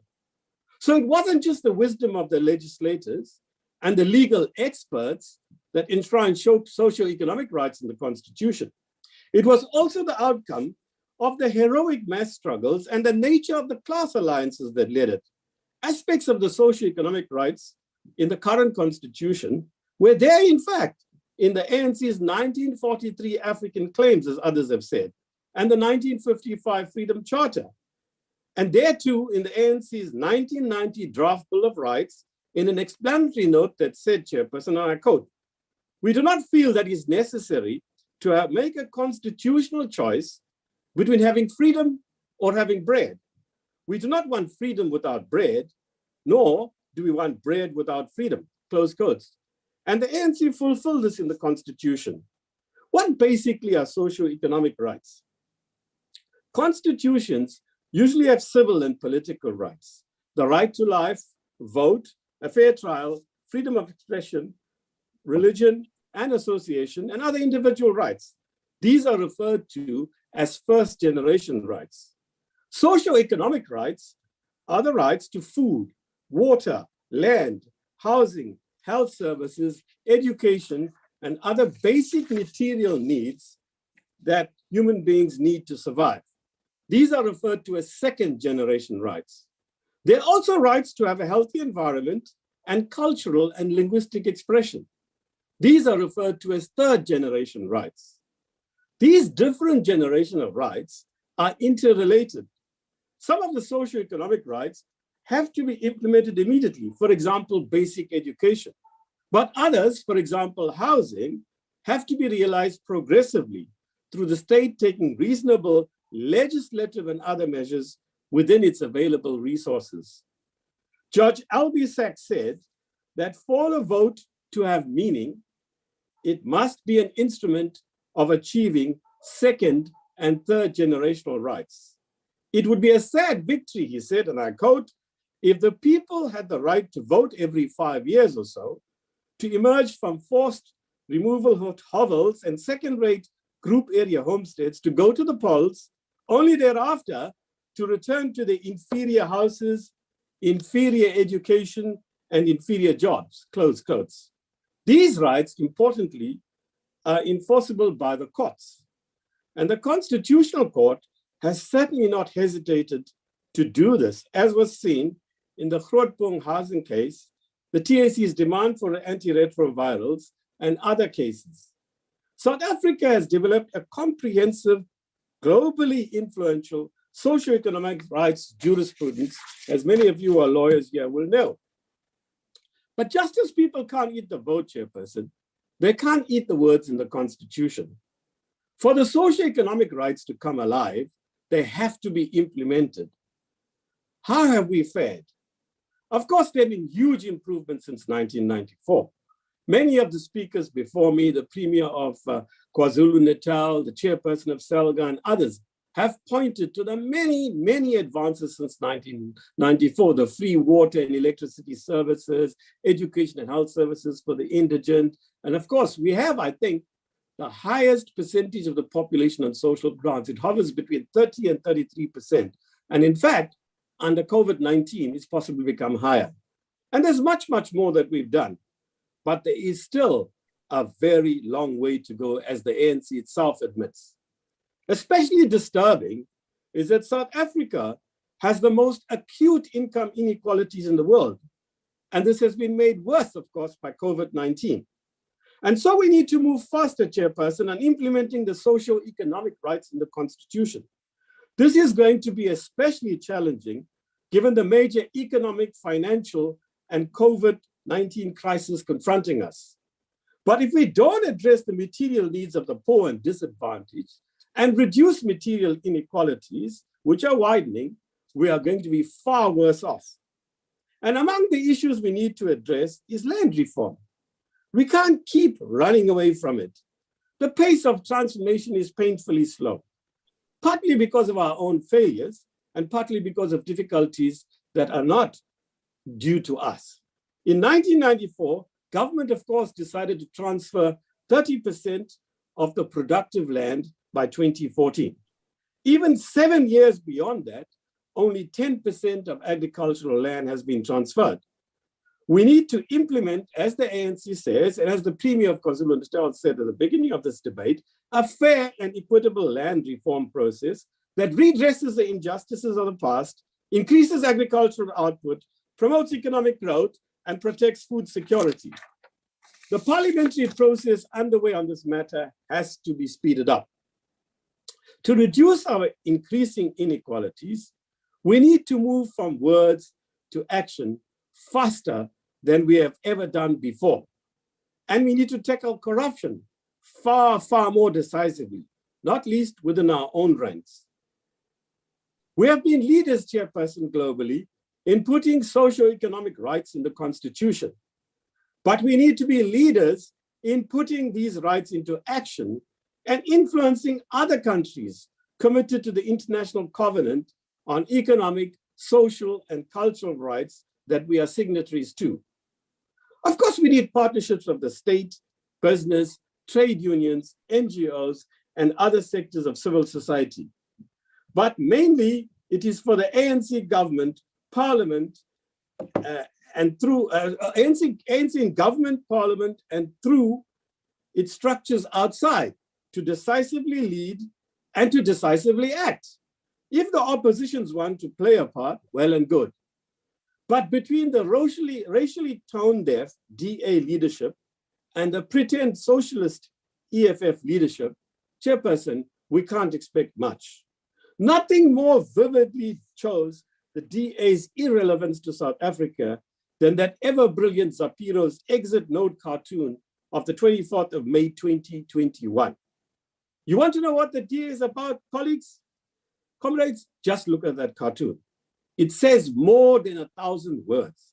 Nothing more needs to be said by the ANC or anybody about the DA.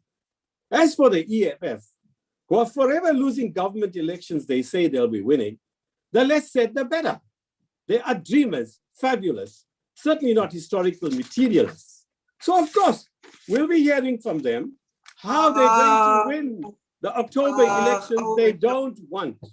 So they'll be winning, they'll say. Yeah, well, right. And the sun will rise in the west tomorrow, Chairperson. Now let us look at this debate for a moment. Look at the glib attacks on the Constitution from some who take no account of the balance of forces at that time, no account of the material conditions of the time. They just make glib criticisms. We had to carry through a country on the verge of a civil war. No context, historical, social, ideological for the explanations of the Constitution. Nobody in the ANC has said that the Constitution is sacrosanct. It can be amended where necessary. Anyway, it's for the ANC. We led the struggle for liberation. It's the ANC that enshrines socioeconomic rights in the Constitution, Chairperson. It's the ANC that has the support of the majority in this country. And it's the ANC, Chairperson, that must do far more to implement those rights and to reduce our widening inequalities and fulfill the promises we made to the people. We owe it to the people. They have been too good to us, but for how long? Their patience, we know, is not endless. Let's learn from the history of other national liberation movements or suffer the same fate. I thank you. Thank you very much, Honorable Karim. Thank you. Honorable Zeten Mbele.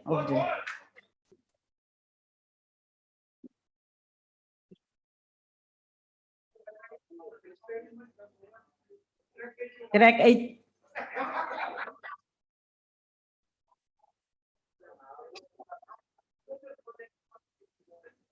Thank you. Ngiyabonga, Sekela Sihlalo. There is no question that South Africa has made significant progress in many respects from where it was 25 years ago. The establishment of our constitutional democracy marked a sharp break from our oppressive and divided past. And so we can say without equivocation that we are indeed a different country, mostly for the better. And we pay tribute to those like the DA's own Honorable James Self, who played a central role in shaping that process. But given our country's potential at the start of this journey, with the Constitution as our map, we could and should have been much further down the road to a freer and fairer society by now. The problem is that the ANC has governed like a person who drives with the foot pressed down on the accelerator, but with the handbrake pulled up, all the time trying to change gears without using the clutch. Our Constitution is wonderful on paper, with a bold and transformative vision for South Africa and expressing the progressive aspirations of communities across our country. But the ANC has failed to fully translate the vision of the Constitution into a lived reality for all. And the promise of the Constitution on paper has not been adequately matched by the fulfillment of that promise in day-to-day life, especially for the poorest and most vulnerable. Why is this? Because that journey from concepts to concrete reality requires strong institutional capacity, competent public sector management, and clean governance, which together make up the capable states to drive forward progress and development. But the ANC has instead constructed a corrupt, cronyist, and captured criminal state. And if we want to talk about the slow pace of land reform, Honorable Karim, let's talk about the Land Bank, a crucial institution that was bankrupted, corrupted, and driven into the ground. That was meant to be the lodestone for driving land reform. While the Constitution requires members of cabinet to be fully accountable to Parliament, many ANC ministers often pull up the handbrake to effective parliamentary oversight by their absence from committee meetings, question sessions, or to respond to member statements. Or when they do deign to grace us with their presence, they can be condescending, dismissive, and evasive. While the Constitution requires public administration to be professional, efficient, impartial, responsive, transparent, and accountable, the ANC undermines that and pulls up the handbrake through catered deployment and corruption by its cronies. That is why we as the DA say that it is time for change. Sekuyisikhathi sokuthi sishintshe lo driver we-ANC oshayela njengesidididi. Our Constitution makes the ballot box the most crucial and effective mechanism for government accountability. And so in the upcoming elections on 27 October, we invite all South Africans who are tired of riding in this ANC skorokoro, with the doors hanging off the hinges, cracked windows, squeaking engine, spluttering exhaust, almost empty fuel tank, and breaking down every few kilometers. Come on the DA's blue bus, vote, register for the DA difference, and drive with us into a brighter and prosperous future. Thank you, Gibelani Honourable Member. nonke, siyavaya. Thank you, Honourable Member. We will now on the Honourable the Minister of Justice and Correctional Services, Honourable Donald Lamola, to conclude the debate. We have also joined two things which are not coming together. Because I have listened to Honourable Kwadula when she said that Dr. Masiki has been arrested. Has he been charged? Has he been criminally charged? Has been sentenced? And then is the thing that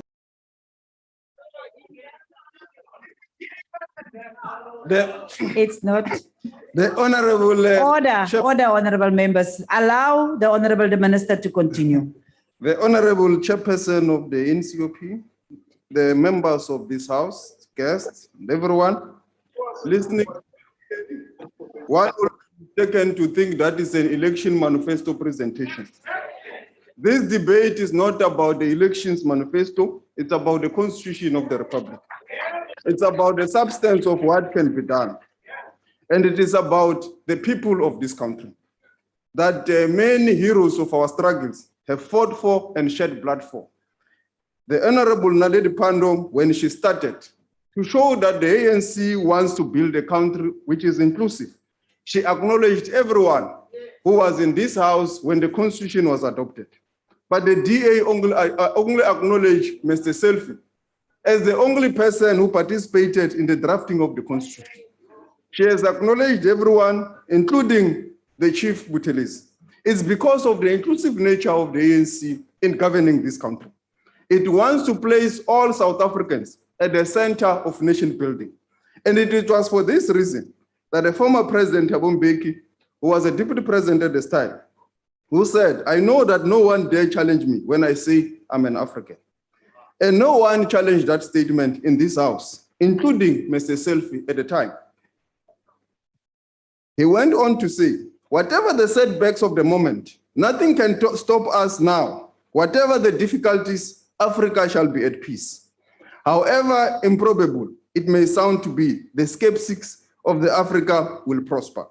Whoever we may be, whatever our immediate interest, however much baggage we carry from our past, however much we have been caught by fashion of cynicism and loss of faith in the capacity of the people, let's err and say nothing can stop us. Close quote. All of us have a responsibility to build this country. Here we are today, as sons and daughters of farm dwellers, miners, nurses, kitchen girls, debating the progress, foundation, and challenges of the Constitution. This Constitution places the people at the center of this country. The Constitution says all South Africans must play a role in constructing this society. The ANC, as the majority party, had on many numerous occasions could have just said it must only be what the ANC thinks and should only be what the ANC believes should be of this country. But the ANC is in the hands of the people of this country. It is their blood, it is the blood of ANC heroes that led us to this. It is not peacetime revolutionaries like the EFF, who are today saying and speaking in military and violent way to divide the nation. These heroes, they shed blood. Chris Hani shed blood for this country. So Fania Muptupeng shed blood for this country. Griffiths Mkenge and many other heroes of our struggles. The ANC knows war. It knows violence. But the ANC said, let's be a country of peace, stability, and the rule of law. It was for that reason that we brought this Constitution to this country. And it is for that reason that the first law that the Nelson Mandela signed into effect during the time of the interim Constitution is the Land Restitution Act of 1994. He signed it in November 1994, and it came into effect in December 1994. This demonstrated the historical commitment of the ANC to land reform, that it was formed to resolve this challenge. And it was for that reason that President Mandela wanted it to be the first law that he signs, to demonstrate the commitment of the ANC to return the land of the people of this country. And since that period, the restitution program has delivered land to our people in this country, historically who were affected, and also the redistribution program. We acknowledge that the restitution program had challenges. It has problems, but at least it has delivered something that the people can touch across the country. You will find that have received land through the restitution program. We do acknowledge that it has those challenges, but it does not mean that it is a failure altogether, because from those lessons, we can now build to move to the future. And it is for that reason that the ANC speaks that we need to amend the constitution to enable expropriation without compensation. It is for that reason that the ANC says we must ensure that there is redistribution of the land in this country. It is for that reason that the ANC says we must reconstruct this country in a manner that lives and allows a mixed economy and a mixed ownership of land, where the state will have land for its own use or lease, and also where private individuals will be able to have freehold, but also where there will be communal ownership of the land. The ANC says the land must go to the people. It is only when the land has gone to the people that the people will have a meaningful way to use the land for whatever benefit they want, whether socially, whether economically, whether to practice sports or for whatever purpose. It's when they have got uninhibited access to the land. Honorable Zigalala has already given statistics about how we have moved in terms of advancing the socio-economic rights that Honorable Karim was speaking about. The Freedom Front Plus clearly yearns for the past of apartheid, where there was no accountability. They have no moral standing to speak about corruption, because under apartheid, corruption was worse. Apartheid legalized corruption. They've got no moral ground or anything. The system on its own was immoral. The system on its own was corrupt. The system on its own was inhuman. The system on its own was not about the people. This constitution has brought back the people into the center, and it enables even those who were the skeptics of the constitution and also the skeptics of our democracy to come here and spill bills. They spill bill. They also come here and mislead the nation. They also get a platform to misread, misdirect, commission. this country. This is the basis of this constitution. It has allowed the minorities to also participate. And it is this platform, it is this constitutional platform that allows all of us to construct a country that we want to have. And it is for that reason that the ANC wants both on the left and on the right and everyone to come together, join us to build this country. We have a responsibility to build a nation. We cannot bring you into our bus to divide, to take the bus wheels by one, to break windows, to do all manner of things that are not helping this country to go forward. Your presence in this house is aimed to help us to take South Africa forward. It's not to come here and distract what the ANC, through this constitution, said we must be able to build. I am bringing this issue of the constitution because the ANC at some stage had a 2/3 majority in this house. If it wanted to unravel this constitution, it would have done so. But because the ANC understood that this constitution is what brings and binds all South Africans together, it is what all of us is a contract of all South Africans, is what we must all strive to ensure that it stands, that it works, but it also makes sure that all South Africans, wherever they are able to resolve their socio-economic challenges, whether it's water, whether it's electricity, whether it's road infrastructure, whatever the challenges that are there, which we acknowledge that they are there. But let's all work together to resolve these challenges, because we've been able to say, this is what we've been able to do. And the Honorable Premier of KwaZulu-Natal has given all those statistics. But all of us as a house, let's then say, working together, where do we take this country to? Above these 25 years, what are the lessons that we have learned? The lessons that we know ourselves as the ANC and we have learned in government is that we will not build a country if we are divided. The African continent is a clear example, it has got a clear many other areas that when you do not work together, you will end up with conflicts. In Israel, as we speak, and Palestine, there is a real conflict. And many parts of the world, there are conflicts which shows that if nations do not work together, you will not be able to move forward.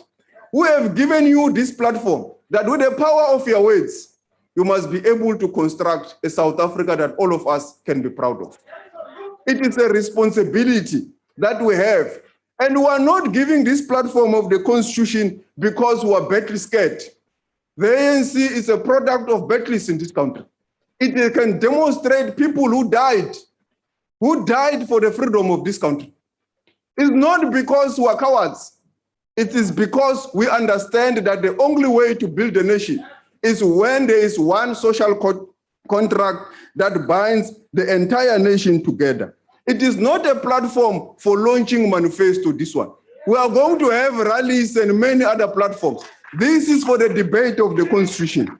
It is also this all South Africans to participate during this process of COVID-19 or during a pandemic. We still say, all of us, let's build and fight together as a nation. It is also this ANC government that has fought and won in the global world, in the global community, to fight against vaccine nationalism, vaccine hogging, and said all countries of the world must open up, they must allow for universal access to the vaccine. And that's why now there's a debate across the globe, which is now going to be taken to the WTO to waiver for a particular period of time to enable developing countries to manufacture their own vaccine. And this country will be the biggest beneficiary, including many countries in Africa and in those of the developed world. It is this leadership of the ANC that says all of us as South Africans who must contribute to build this state capability and a vaccine that will enable us to vaccinate the whole nation.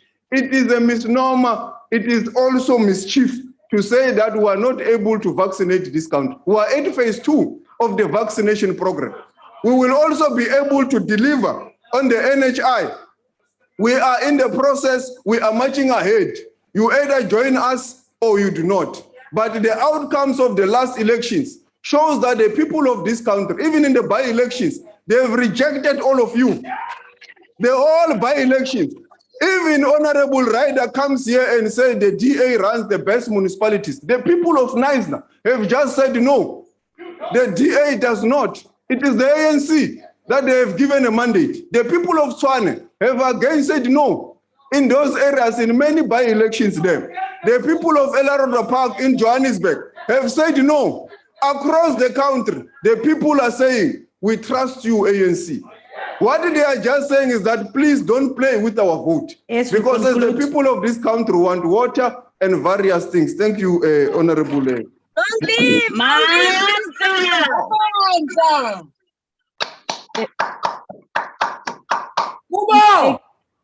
Honorable Minister. That Mandla. concludes in the business for the day. Honorable members, allow me to, before we adjourn the joint sitting, recognize one of our long-serving staff members, Mr. Brent Leeuwendaal, and I would want him to show himself. Mr. Leeuwendaal has announced his early retirement from the National Council of Provinces. Mr. Leeuwendaal, there he is. With effect from the 1st of June 2021, after 35 years of service in Parliament. He started his career in Parliament on the 27th January 1986 as a service officer. He diligently served Parliament in the Senate and thereafter in the National Council of Provinces as a chamber and administrative assistant. Mr. Leeuwendaal has also throughout his career provided chamber service support to the joint sittings of Parliament, and it is therefore befitting that we, at this last joint sitting before his retirement, express our sincere gratitude to him for his dedication to his work and the excellent service provided to members for the duration of his employment. Mr. Levendal, already yesterday, the members of the NCOP have said a lot about the experiences that they had with you. Thus, we want to wish you well on your retirement and success and happiness in all your future endeavors. Like I've already said yesterday, we spend most of our lifetime with our colleagues more than with our families. May your family now have the time to enjoy you. Life is taking you away from us, particularly in the time of the COVID-19 pandemic, but it's giving you to your family. Thank you, honorable members. The joint sitting is adjourned. Long live the chair! Recording stopped.